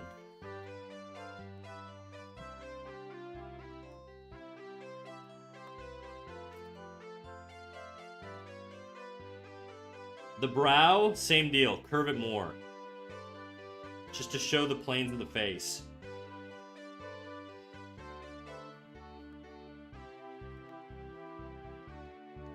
You need a lid up in here. The nose, I think, from this angle would overlap the eye more. Oops. This eye would be higher up. Oops, looking the wrong way here. You know what? Maybe you don't need to curve it as much.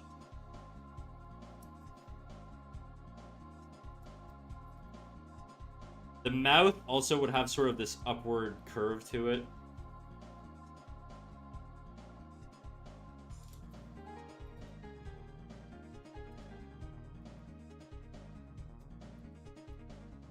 This is always this is a really tough one. What the fuck? There we go.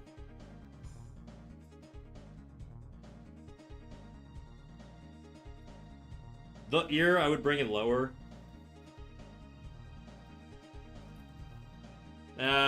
You know what? Maybe yours is actually not too bad. I'm not a big fan of the shape of the ear. It's a little too scratchy. The neck probably have sort of more of a curve like this.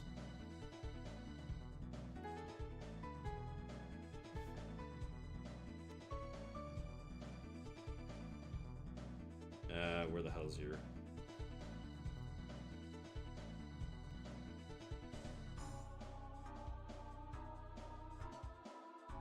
Anyways.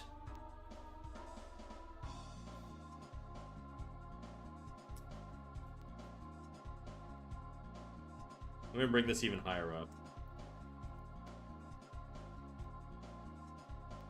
When I drew that, I was going based off of your lower eye. But because I raised the height of the eye up, I want to move this corner up too.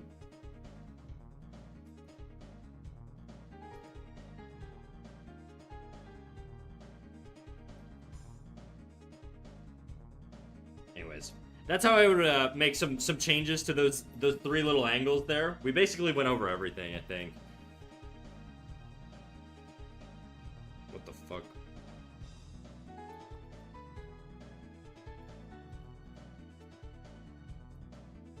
So I'll send you this, and that should hopefully help you out a little bit. Okay, and then where is it?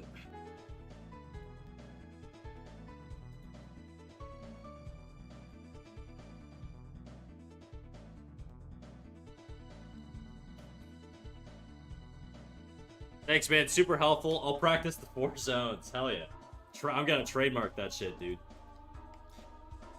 I don't know if any other... I don't think... I really... Like, the 4 zones thing, I think is either something I came up with independently and somebody else has come up with it on their own. But that's sort of how I simplify it in my head. Maybe I stole it from someone. I don't know. But to me, it feels original. Okay, I'm sitting back down. I've been standing for a little bit there. And then I saw we have Benny Wee Wee. You still with us, Benny Wee Wee? Are you Anoma Locaris Enjoyer on Discord? Is that you? Or is that somebody else? That's me. All right, sweet. Okay, we're gonna go over your shit then in 2 seconds. I'm just gonna delete these. I don't need all these layers anymore. Bye-bye. See ya. Okay. So, I mean, your colors are awesome. I don't really have any feedback on that. Your perspective needs some work, though. I'm not an environment artist or backgrounds or anything like that. So, I struggle a little bit with props and shit like that. So my expertise really is in like anatomy and characters and stuff like that. So just to caveat what I'm about to say. But essentially, your perspective feels a little weird to me here. This circle, the middle of this circle to me is roughly here, which means your puzzle or plus piece or your little D-pad thing should be roughly there. And it's gonna be the same thing on this side. Actually, is it? No. No, you're right. It is here. But the issue is that this is gonna be a lot smaller.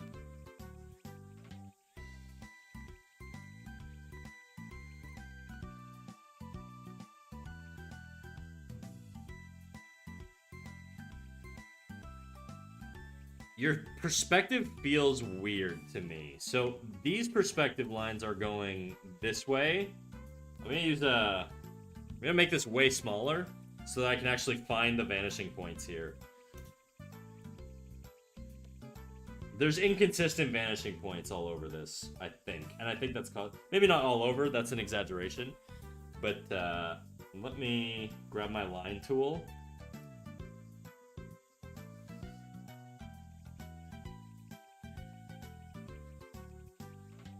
Your vanishing point is way down here, which makes sense because you're looking at it below, so the horizon line is going to be very low. Your horizon line is super low, though. I'm just going to roughly guesstimate it here. Let's say it's roughly here. I'll let you figure out the vanishing points, but essentially, like, everything here needs to line up with that vanishing point. So if your vanishing points are over here, all of these angles need to go to that same vanishing point, roughly.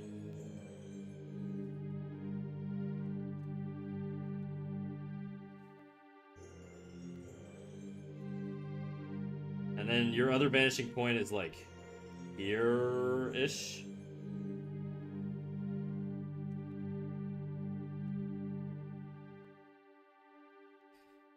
Do you understand how vanishing points work, or did you just kind of eyeball all this shit? I just want to know how much I need to explain right now. How's the snack doing? I'm doing good, Solo. How you doing, King?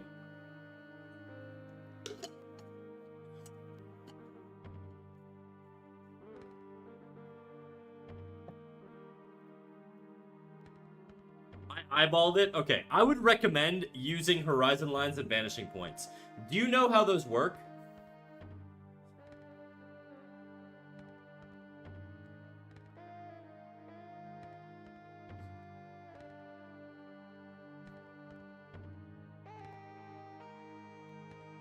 And then after this, I'm going to probably cut off the feedback just because I want to get back to my animation. What up, Merc? I just woke up. I have an idea, but I've never really practiced it. Okay, so you have a horizon. There's two things you need to think about, really. Horizon line and vanishing point. And here's how you think about it. If your horizon line is below the subject, you're looking at it from below.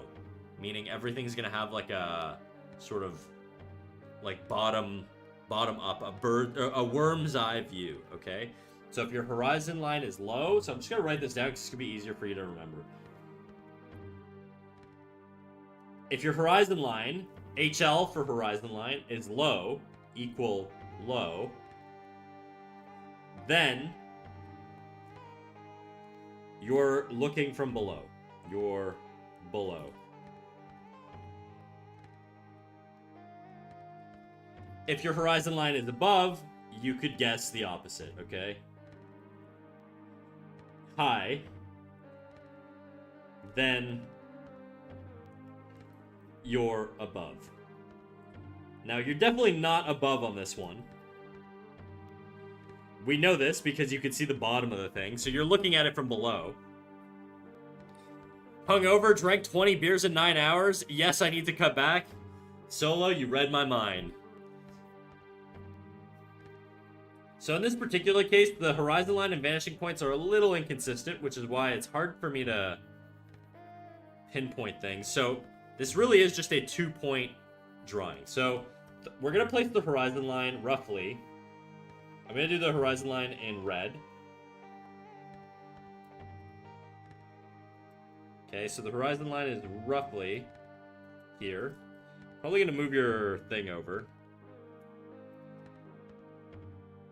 to like here, just so I have more room. Because the horizon line is really far out there, or the vanishing point. By the way, your horizon lines are usually very, very far apart. Or your vanishing points are usually very, very far apart. But essentially, okay, so this is your horizon line. Now what we're going to do is we're going to place vanishing points. Vanishing points are the points on the horizon line that the lines disappear to or go out to in the distance. So, if my vanishing point is like, vanishing point 1 is like here, in this case there's only 2 in this drawing. So if I have one here, VP1, and then the other one is probably going to be roughly here, VP2. Now, what I have to do is I just draw these lines from all these corners. So if it's a line going down, it's going to go down like this. I'm going to move that vanishing point over, actually. Just so it's a bit better lined up. Something like that, perhaps?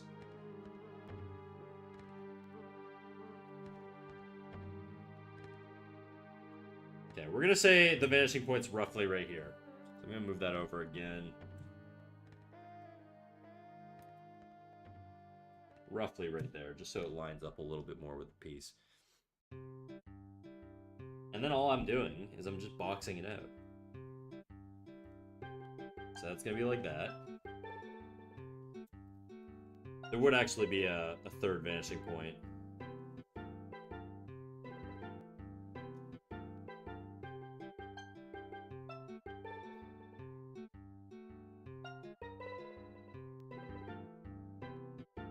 I'm using my line tool. This says VP3, okay?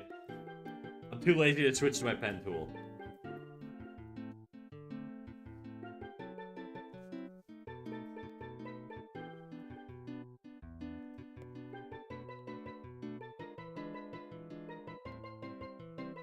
This is how you check your perspective. And this is how you'll know your perspective is 100% accurate.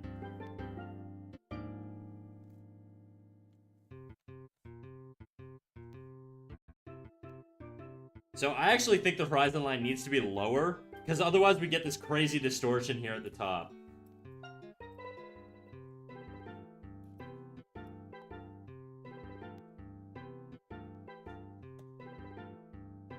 We're gonna undo all this. I'm gonna lower the horizon line to reduce the distortion.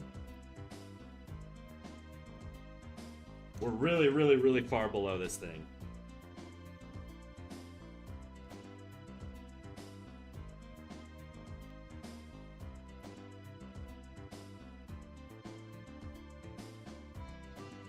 No, you know what? It's because this is going to a different vanishing point up top.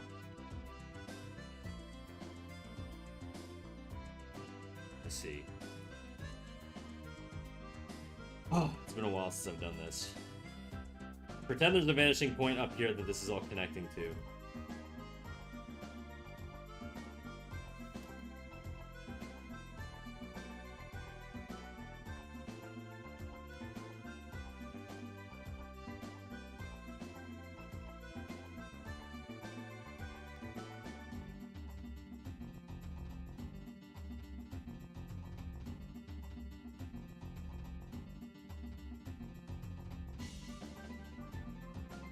Okay, so this is sort of more the general shape, but this is essentially how you're going to do it, okay?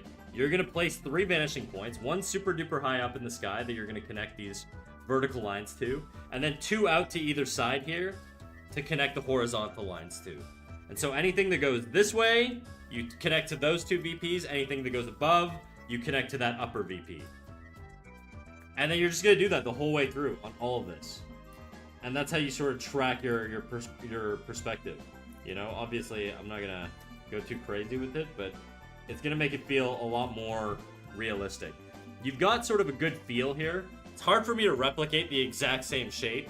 Can I apply that to the buttons? Yeah, you totally can. So essentially, you know, a circle is basically a box. So if I box this out, now let's say that box changes perspective. Let's say the box now looks like this, because there's some crazy distortion. That's totally fine. That circle's just gonna exist inside of this box now.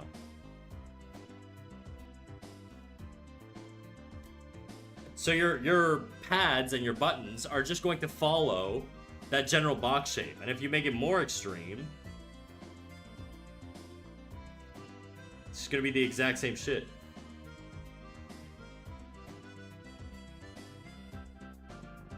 And that's how you would draw a button in perspective, and then you would add depth to it. Obviously, it's a button, so there's depth to it.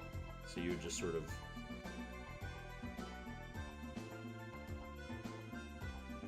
Right? Something like that. Obviously, I'm freehanding this shit, but you get it. And so your buttons are fine. I think, honestly, your buttons are fine, dude. You don't have to change the buttons. It really is the D-pad that's kind of fucked up.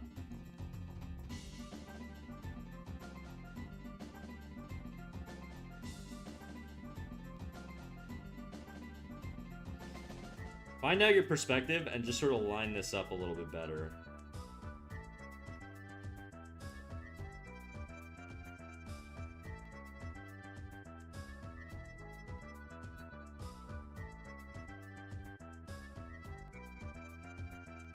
You're probably gonna have some overlap with this edge here, just because of the angle, because it's rotated up this way.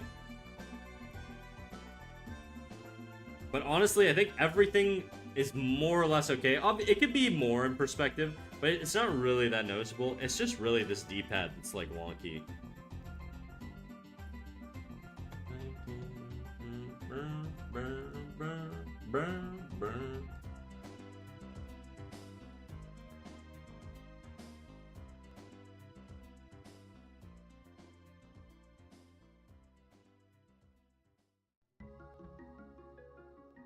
So you're gonna see a lot more space between this side of the button and the side that faces us. This one might actually just be overlapped, like, straight up because of how distorted the perspective is. Now, my perspective is also kind of weird here. I think it would be more in line with this angle. So it'd be more like this.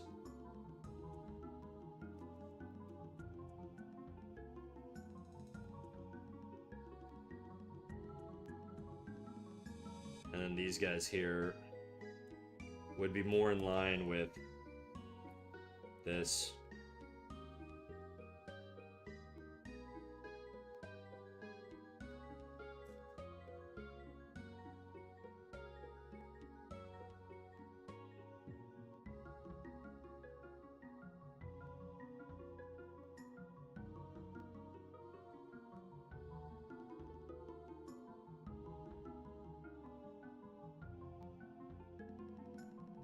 The issue is the perspective. These are going to different vanishing points, I think. Or the vanishing point is off this way.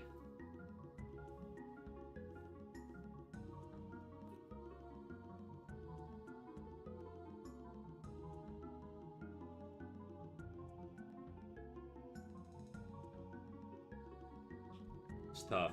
It's tough to say without a grid, you know? This is like really complex stuff when you're just sort of freehanding it.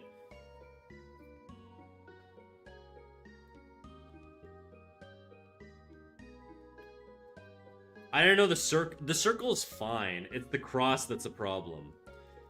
If you look at yours, like, this is flush to that side, but there's space here. But that doesn't really make sense, because this button would be overlapped by this side, and you would see the space on that side. Or a little bit more, anyways. It's very difficult for me to just draw it like this. I really would need a grid to do this. So, you know, I'm gonna let you figure it out, but that's really the issue here. I don't know, dude. I don't know. I would say that, you know, if you have access to a grid, use it.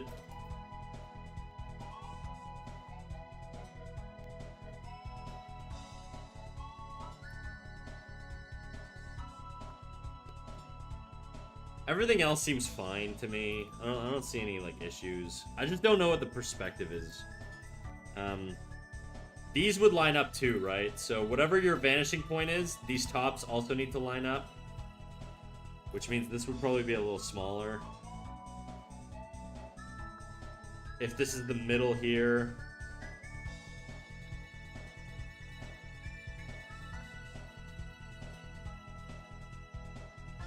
See how, okay, see how this lines up with this corner here roughly, but this one goes past it?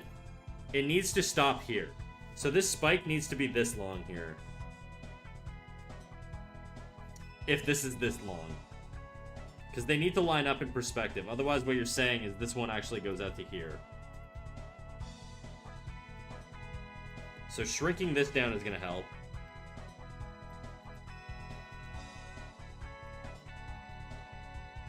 God, doing perspective critiques is rough, dude.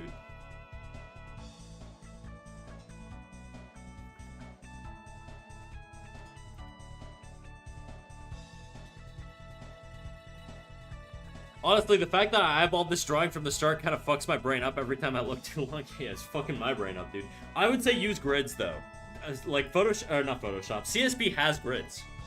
You can just add a grid to it.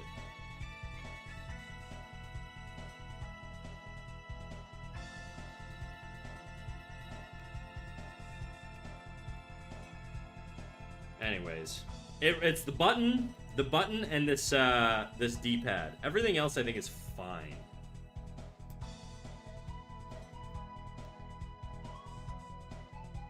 Kind of. This line would be thicker than the other side. So this side is gonna have more length to it here on the height than this side. This side's gonna be smaller because of the perspective.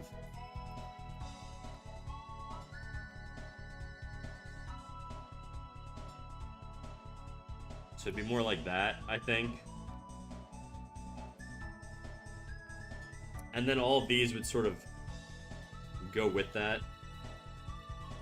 So, like, subtle differences.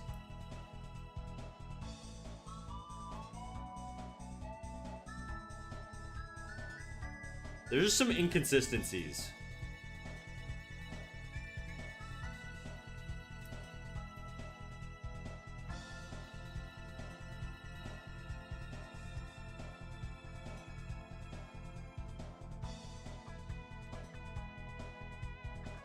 Yeah, I think it'd be a bit more like this. This object here would be closer to this side, so I'd shift it over a little bit.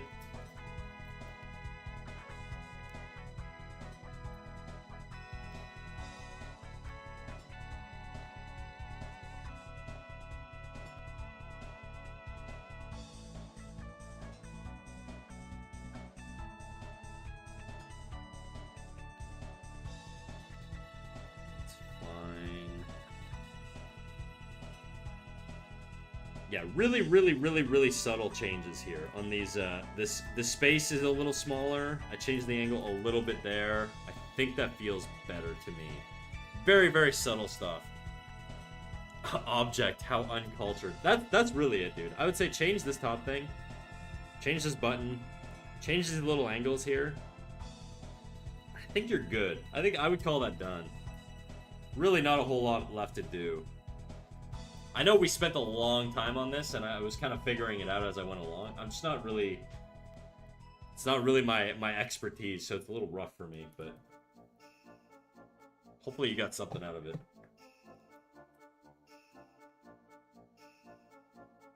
I posted it in the critiques channel. That's where I'll leave that. And then back to doing my other thing.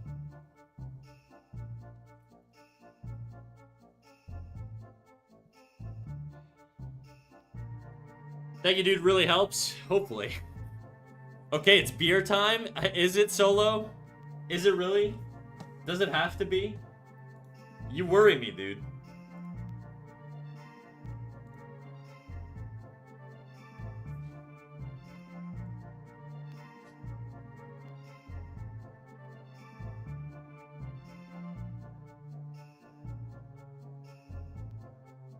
I've been here since you started the stream, but instantly took a nap. I had 3 hours of sleep for no reason, so I ended up taking a nap. Well, at least you got some snoozing in.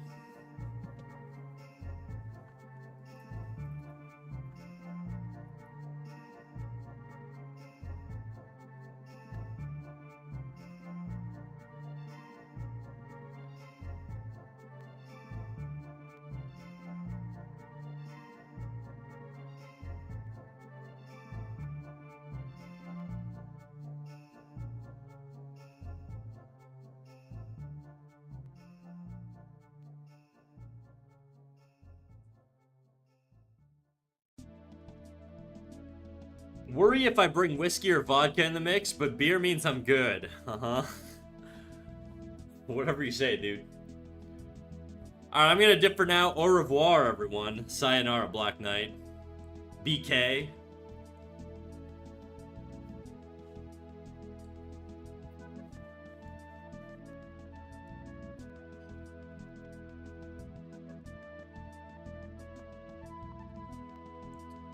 I salute you. May you continue on with complete clarity, full sobriety, untouched champion of the Drink Masters Challenge. Be pure, Black... Or not Black Knight. Be pure, Solos.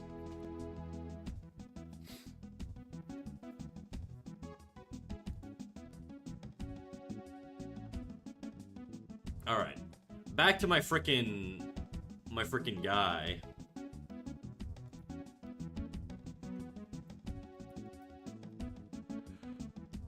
Comment ça va, Snack? Pas pire, toi? Not too bad, you?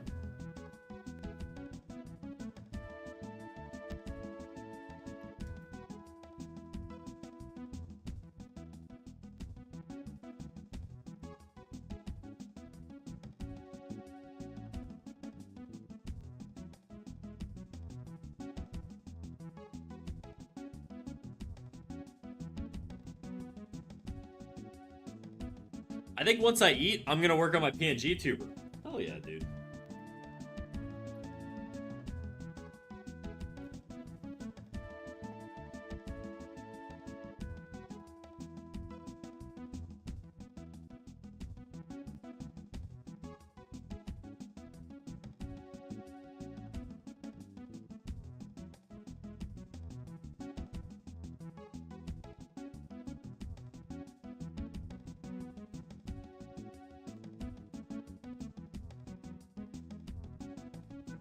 Okay, I think this is feeling a little bit better. I think I would like it to actually accelerate a little bit on the rotation there.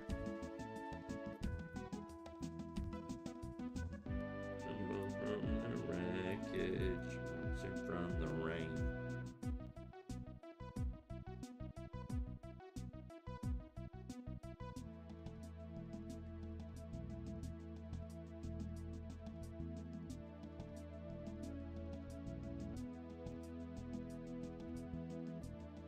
Boom, boom, boom, boom, boom, boom, boom, boom, boom, boom, boom, boom. What up, NFT? I ate my donair. Was it good?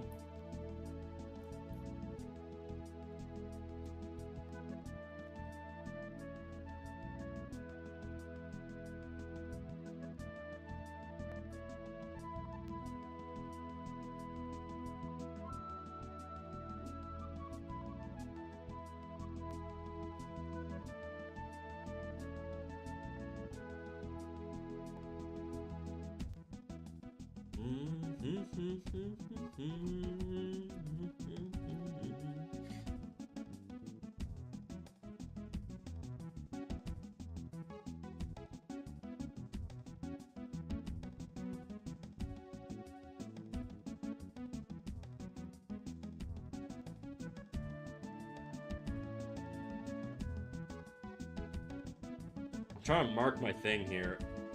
There's an easier way to do this, but I'm doing it the hard way. Let's do right around there.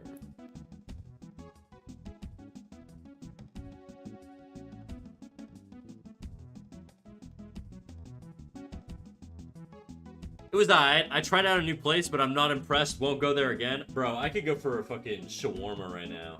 For sure.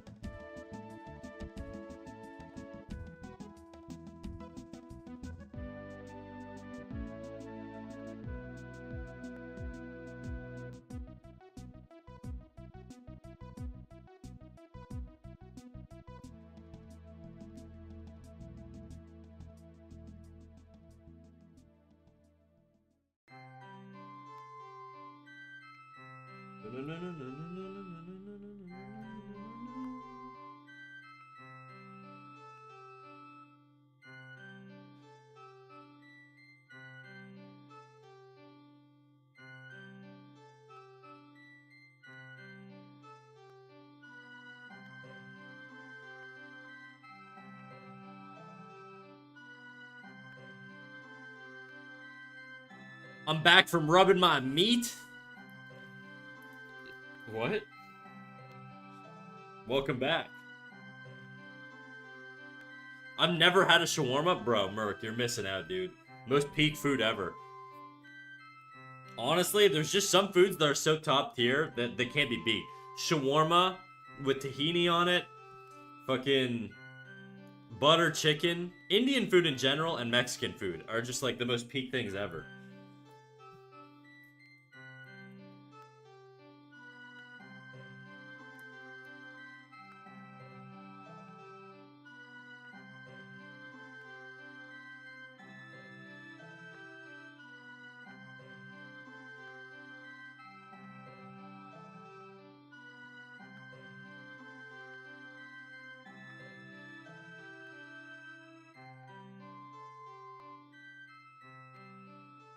Hmm.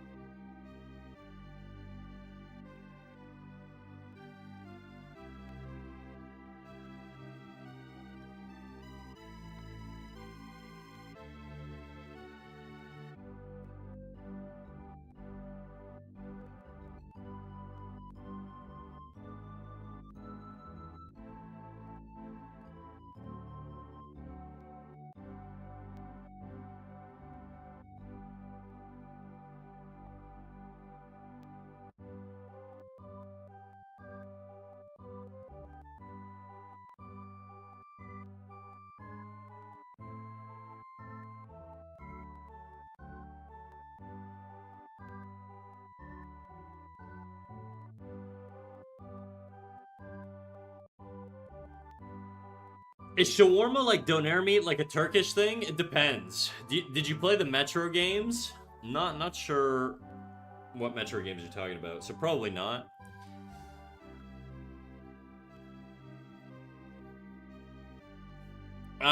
It depends. I mean, there's like Lebanese shawarma. There's doner, which is like Turkish. There's like gyro or hero or whatever that's like Greek. I don't know. There's a bunch of shit. They're all very similar.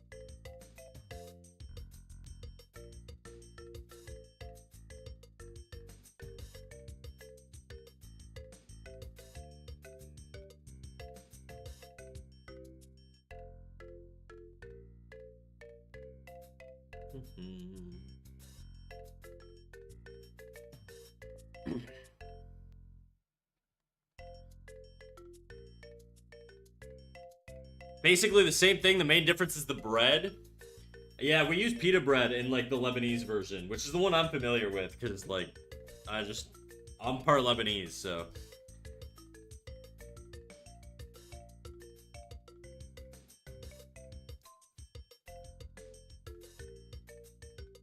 Nah, you're dead, especially if you're telling me just to slap whatever on a tortilla. What are you guys talking about? Nah.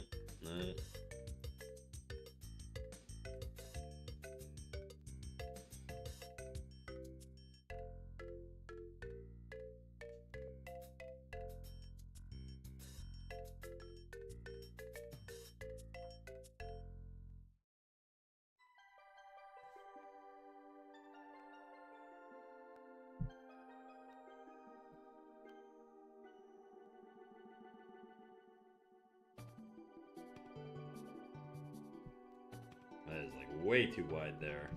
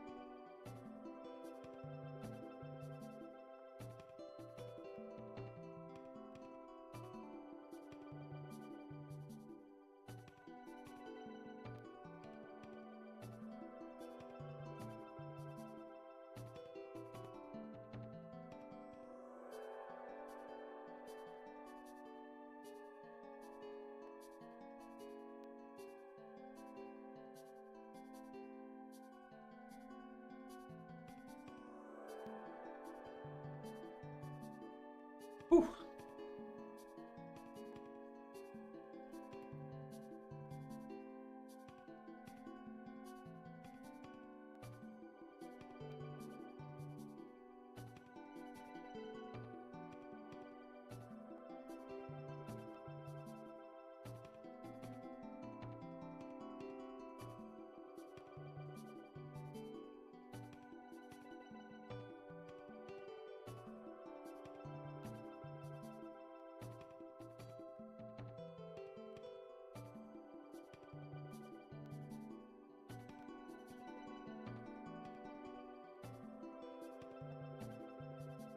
They're trying to tell me how to make a homemade shawarma with funky instructions. What are you guys saying? Blah, blah, blah. You grab some tortillas and throw everything you have in the fridge in there. Oh, I see. Mike just out here blaspheming, dude. What are you talking about? You know what you need? You need hummus. You like my pronunciation? You need some hummus? You need some tahini? Tahini? NFT, tell me I'm doing this right. You need a little bit of shawarma meat. Shawarma. Shawarma. You need, what else? Garlic sauce. You need pickled turnips. You need pickles. You need lettuce. And that's basically your classic Lebanese shawarma.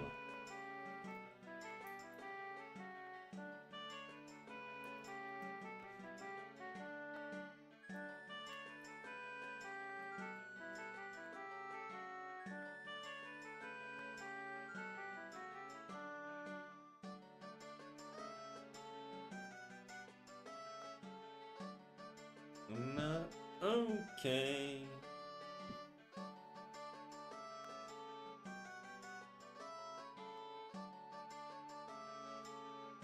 Wear me out.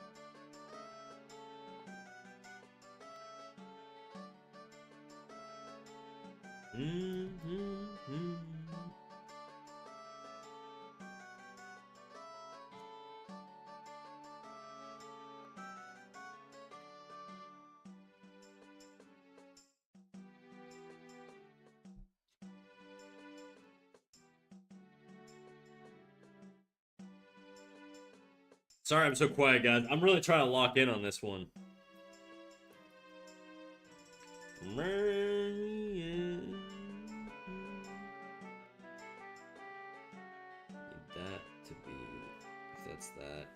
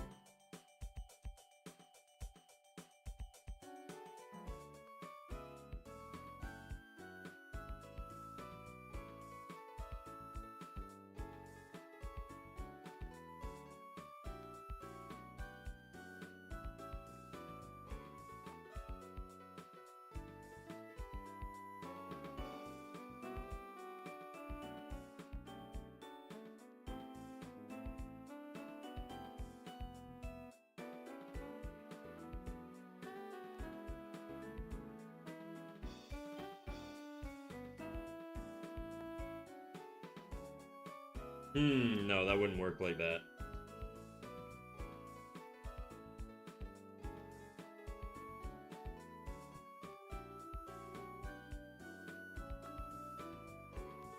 Has got it going on.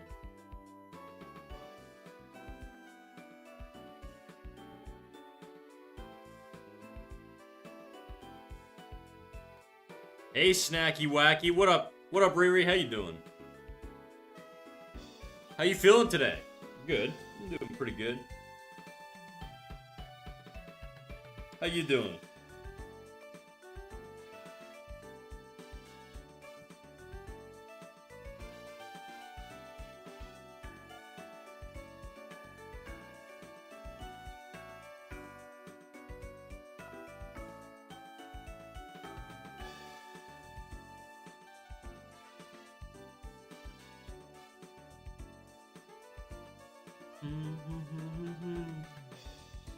I thought you were gonna be special and call me 8. Do you want me to? You want to be called 8?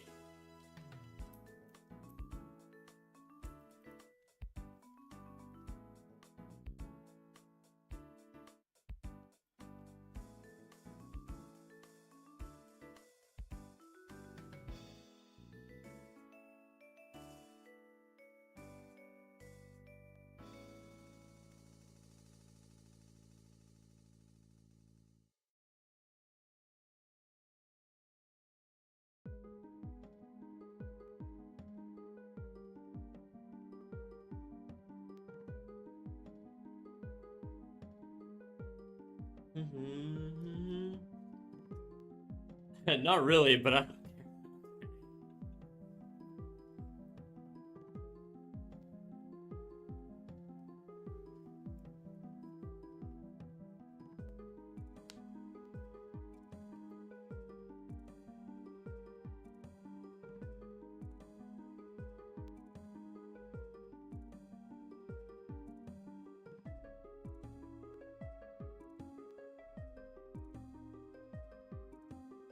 I'm hungry as always. Should I order some food and starve for the next 2 days and be lame and cook?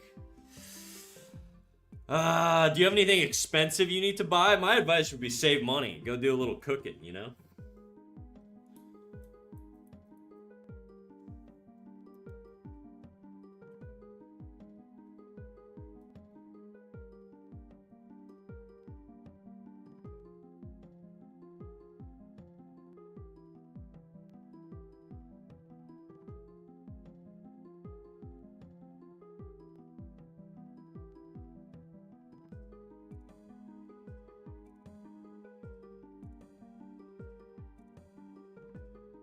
Damn, what would you order?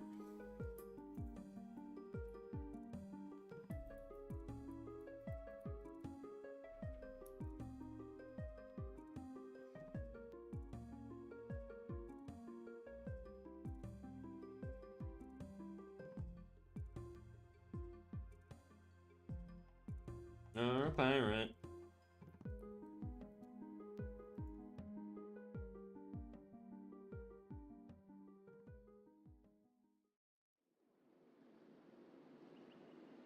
I've been making shawarma since I was 15, 14. Were you you're the shawarma man? You got the mustache and the freaking shawarma hat? The fez or whatever they're called? Beans on toast is what I suggest. Yeah, he's British as fuck, dude.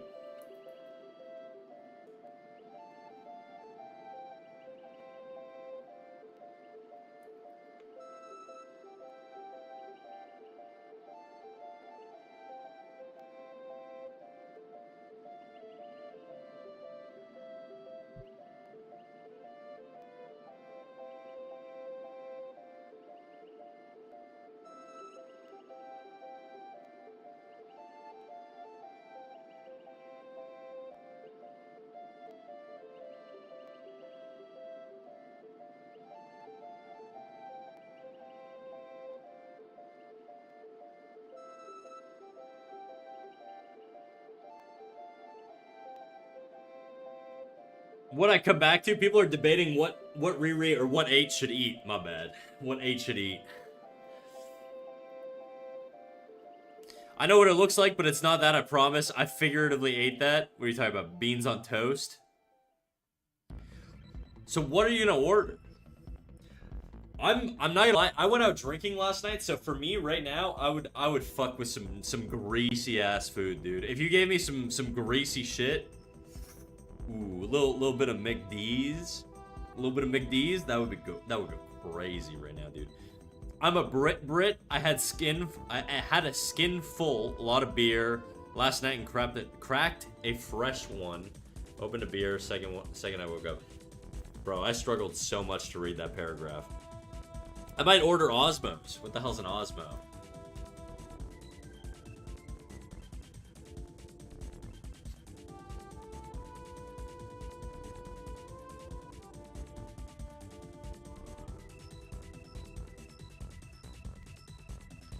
Snack, we have Osmos here? What are you saying? We have Osmos. I don't know where you live. What do you mean? Osmos. Let me look it up.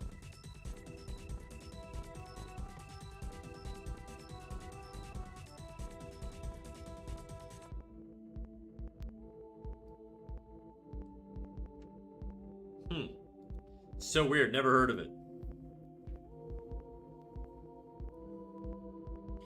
You don't know Osmos? We have it in Montreal and Toronto. Hey, you're Canadian?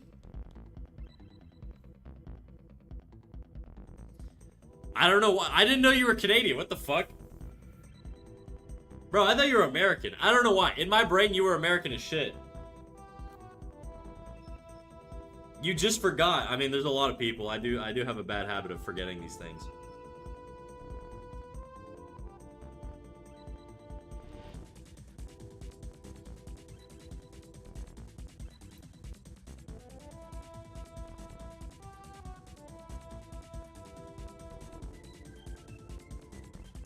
Also Canadian. Alright, Merc, you're also Canadian. Damn, bro. By the way, Merc, did you have a different name? Are you Leo? I see a lot of penguin emotes, which makes me think you're Leo. But I feel like when people change their names, it's really hard for me to keep track. Yes, I'm Leo. Okay. God damn. So many name changes in the last week. I know Piss changed her name too. And she came in and said something crazy that only Piss would say. And I almost banned her on the spot because I was like, I can't have chatters saying shit like that. That's craziness.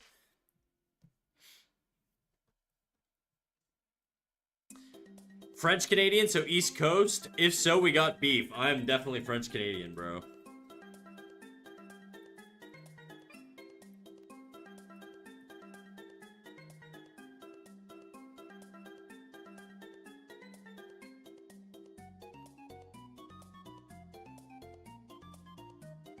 Change your name to Cat Predator? That has so many horrible connotations to it. There's no... You couldn't pay me enough to change my name to something Predator. What are you, out of your fucking mind, dude? Why would I change my name to Predator? Speedrunning the cancellation?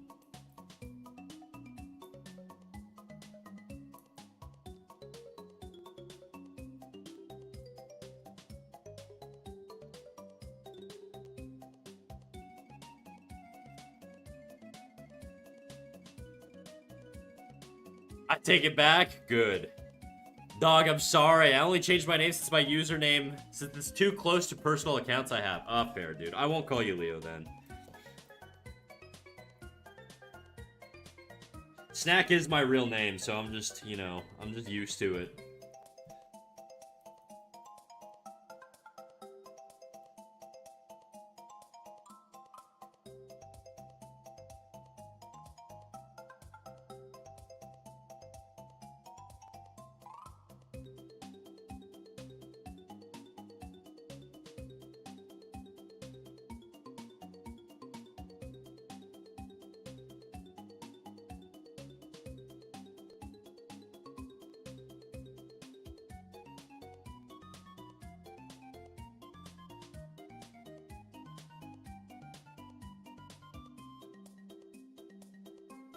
I was under the impression your real name is Katz. Well, that's like my middle name, you know?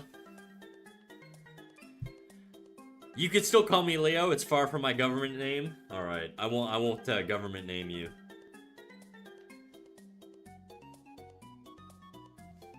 So that's why you're fucking my mother? Yours in particular.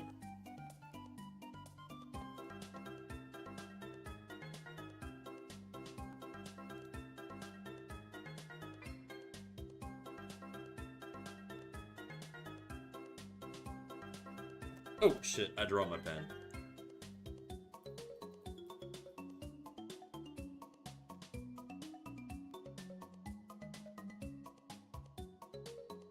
But look, Riri, I support getting shawarma, dude. I think it's the move today.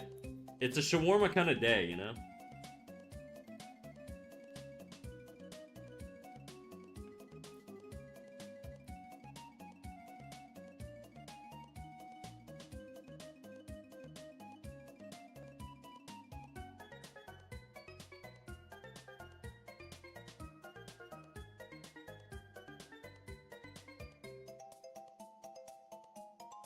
You have a backup pen in order? No, I don't. Dude, if this pen breaks, it's all I got. This is it, dude. This is the pen.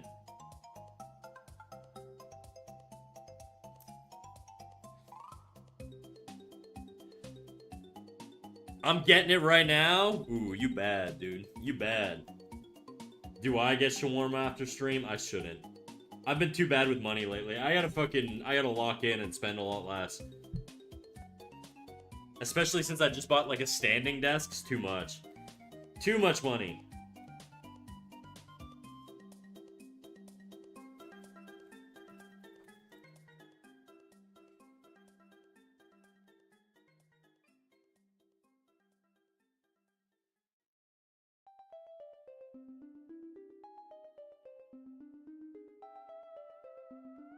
I'm gonna be hypocritical and say don't spend money. Thank you. You're the angle on my shoulder, dude, instead of the devil.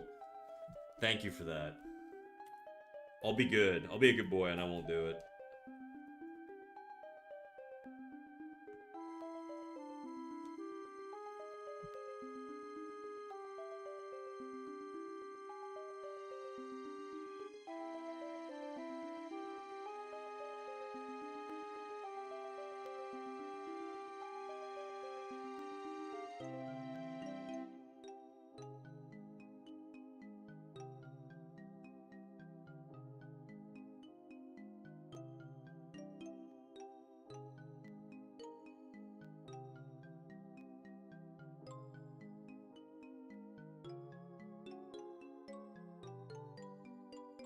Yeah, this feels.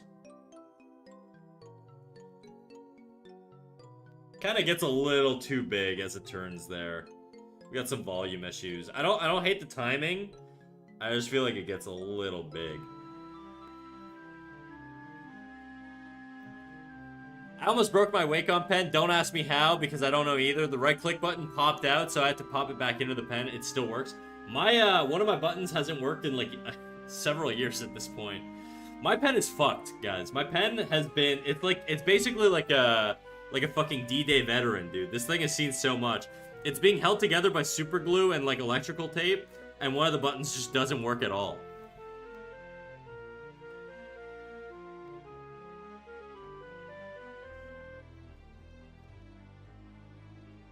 Snack, what's your favorite alcoholic drink? I feel like you're a Long Island tea guy. Bro, I drink like a few times a year. I literally just drink whatever. Mostly, I'm more of a whiskey guy than anything, if I do drink. I like whiskey or wine. I'm very, very, suburban.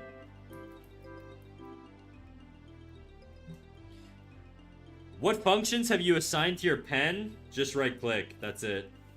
I don't really use my pen much for button pressing.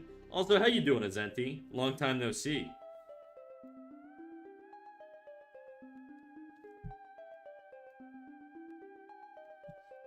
I think these need to overlap a little bit more, and it needs to be a bit smaller.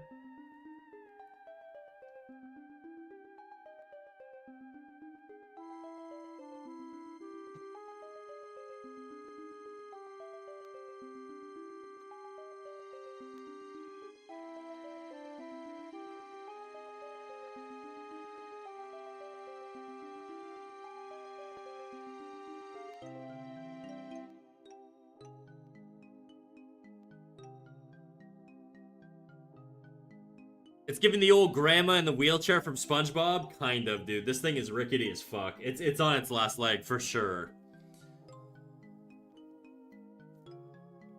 Surely yesterday's pub crawl was one of your once-a-year alcohol purchases. Kind of. I think I'm gonna be tapped out for a few months at least. I'm not gonna be drinking for a while. So Leapfrog whiskey or Johnny Walker's is your go-to. I do envy people that don't drink. Just stop drinking, Solo. I mean, it's not that simple, but, you know, it kind of is. Johnny, I don't know, dude. I don't drink enough to know, like, brands, you know? I drink, you know what I drink? I drink the most dog shit, dog water whiskey ever. I drink Alberta Premium, okay? Because that's what Jim Leahy drank on Trailer Park Boys. So whenever I get alcohol, I buy Alberta Premium. I'm discounting the possibility of mice having actual discipline. I'm fine. My spring break was at the start of the month, so I did nothing the whole week. How about you? How's your job? My job's still miserable. I try not to think about it too much these days, but it do stuck still a little bit. What was the menu last night? I actually had bangers and mash, so I had potatoes and fucking sausage. It isn't that simple, no. I know it's not that simple. I can't make that decision for you, Solo, you know? I don't wanna be your mom and be like, Solo, stop drinking, stop drinking. I think you know your own life, and you're the master of your own world.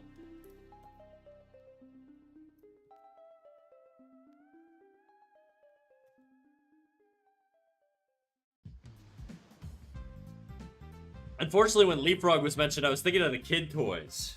That's what comes to mind for me too, but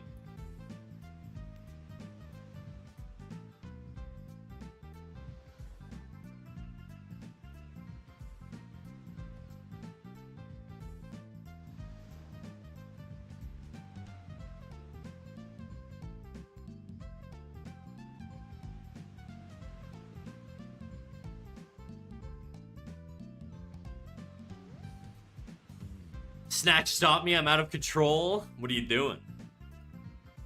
I'm actually checking job postings? Uh-oh. Are we gonna have an employed Damon arc?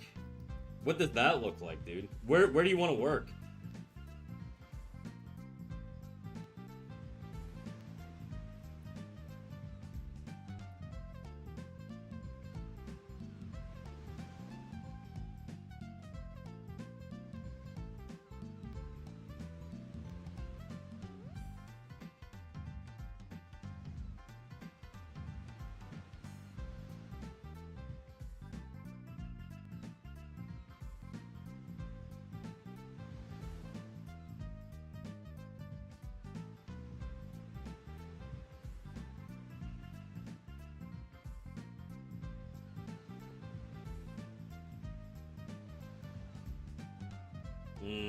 That turns too fast. Guys, I'm probably gonna wrap up at the 4-hour mark. My shoulder's starting to kill me a little bit, probably because I've been locking in too much today. I'm gonna take off.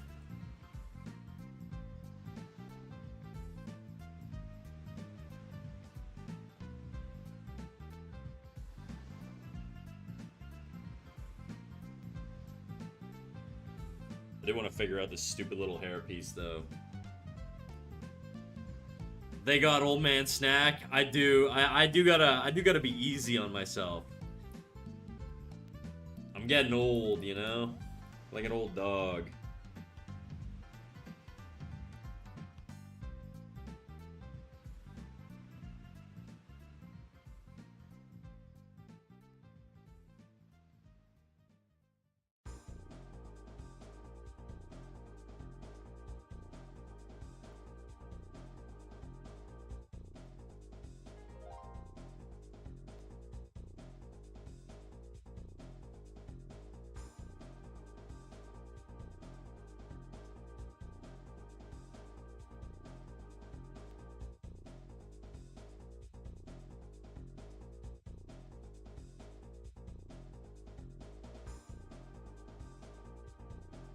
Who's this hair of the dog gonna watch? I might raid into Rumby. I feel like I haven't seen or been in one of Rumby's streams in a while, but Rumby's an OG here on Twitch, and this guy streams monstrous hours, bro.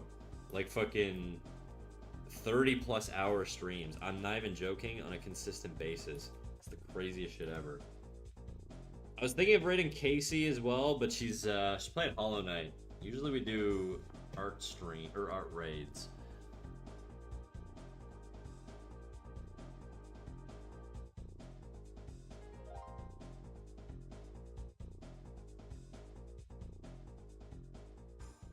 Just zips by way too fast.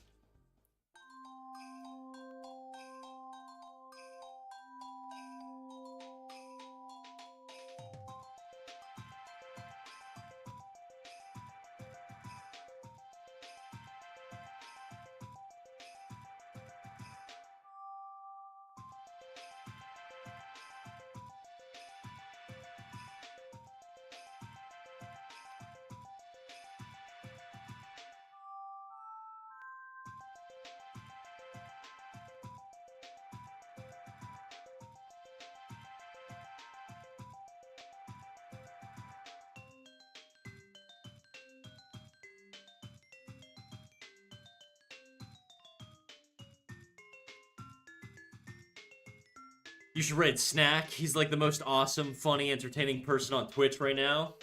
Aw. Too true. Too true.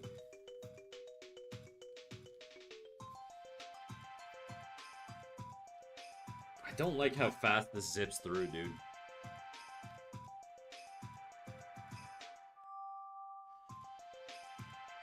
A see you later song, my boy, but still stop with my mother. Okay, I'll leave your mom alone, dog. Don't worry. Consider us divorced. You should raid Fib Philip. Is this a real person?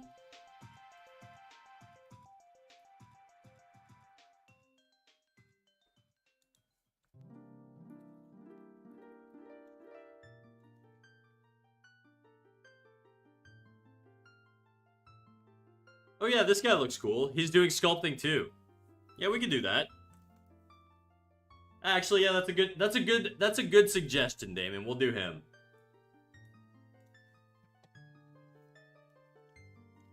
He's speaking English, right? I don't have my audio on right now, so I don't know what he's...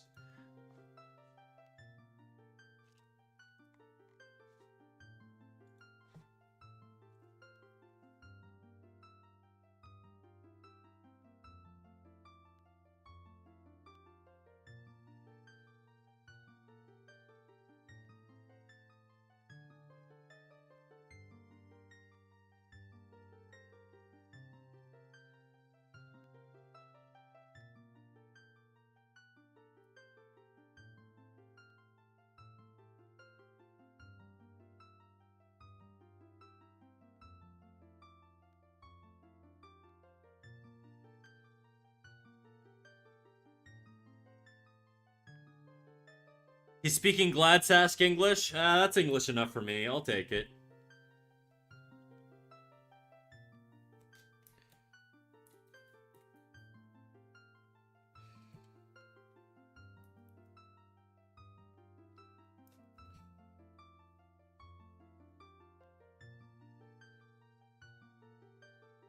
Yeah, I gotta slow that down.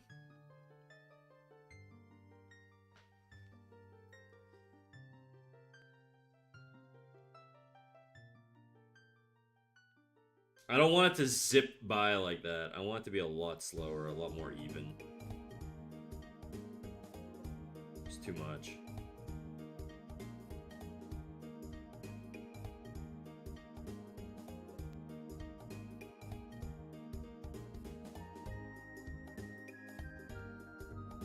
I think my neighbors are arguing again. Why raid? Are you planning on ending soon? Yeah, I'm wrapping up like pretty much now. I've got a shoulder injury and it sort of wears on me as I stream. It's getting a lot better this week, but it definitely is a little achy today.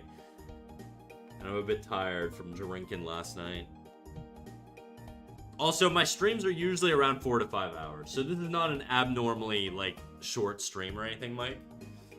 They usually go about 3 hours on Fridays, and then 4 to 5 hours on Saturday, Sunday, roughly, in that range. Sometimes longer, sometimes less, but usually around that range. But I appreciate you popping in today, Mike, dude.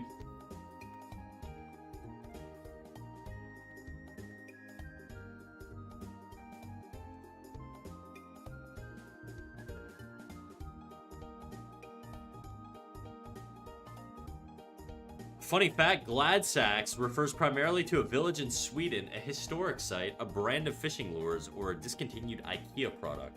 Here are the English language details for each. Thank you, Google. Oh shit, I can't say that word. My phone's gonna tweak. So bad. Down, boy.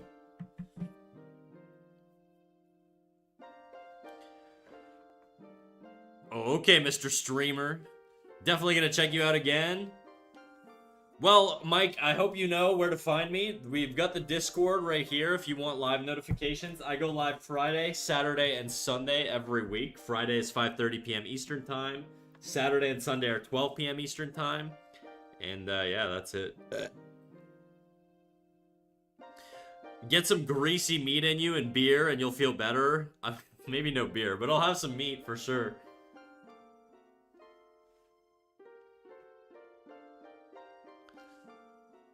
Merc, are your neighbors having a little domestic fight right now?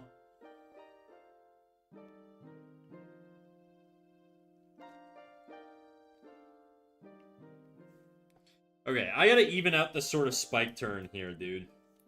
I'm probably gonna do that off stream, but essentially this area here It needs to be way more even.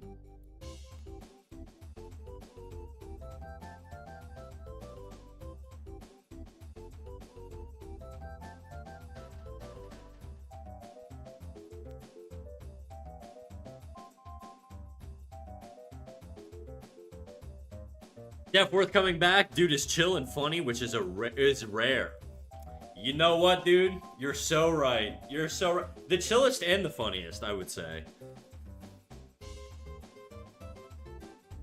Nah, but in all seriousness, if you want to catch me live, you know where to find me. On the Discord. Also, if you guys want feedback on your work, it's a fantastic place to be. How many frames is this? About 50. I don't know about the funniest, but the chillest. Hell yeah. Alright, Riri. You're gonna go back to 8 real quick with that type of attitude, bro. Oh, Christ. This is gonna be the last song of the playlist, and then after that, we're out of here, okay? This is the big finale. Unfortunately, I told Damon he could have this song in the Discord if he voted for my friend on some contest thing for an art thing. So we have to endure this song for the next 3 minutes and 35 seconds. It is where it is. I do make the rules, but I honor my commitments, so Damon enjoy it, I suppose. Someone gotta keep you humbly. I don't know what humbly means.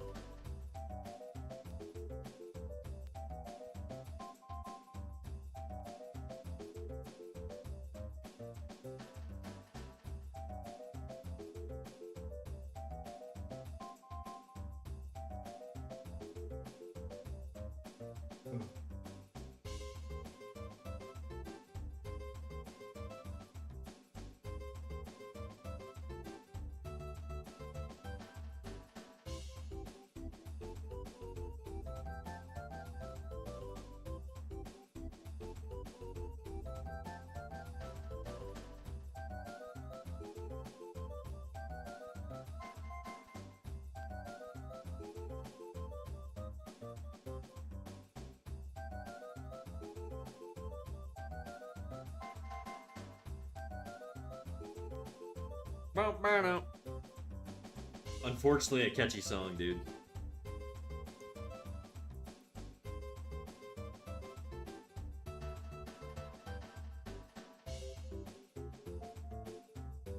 Damon, I gotta know, dude. Do you unironically listen to this? Or do you just do it to torment me? I assume it's to torment me. I hope it's to torment me, dude.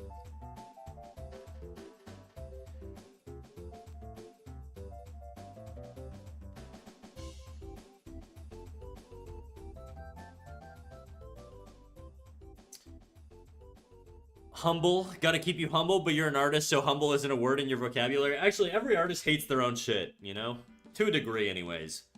I don't know many artists that are, like, super into the smell of their own farts, you know? I think, you know, if you get to a strong level in art, you typically have, like, a pretty high degree of self-criticism.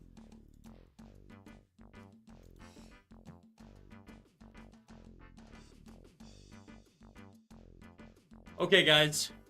How much longer on this stupid song? 30 seconds. Alright, we're gonna queue up the raid and we're gonna get the hell out of here. Raid. Bib. I gotta spell this right. There's a lot of the same letters. Philip. Okay, with 2 P's. NFT is not humble? Yeah, but NFT's a young artist, so he's still at the peak of his Dunning-Kruger, dude. He doesn't know how much he doesn't know, you know?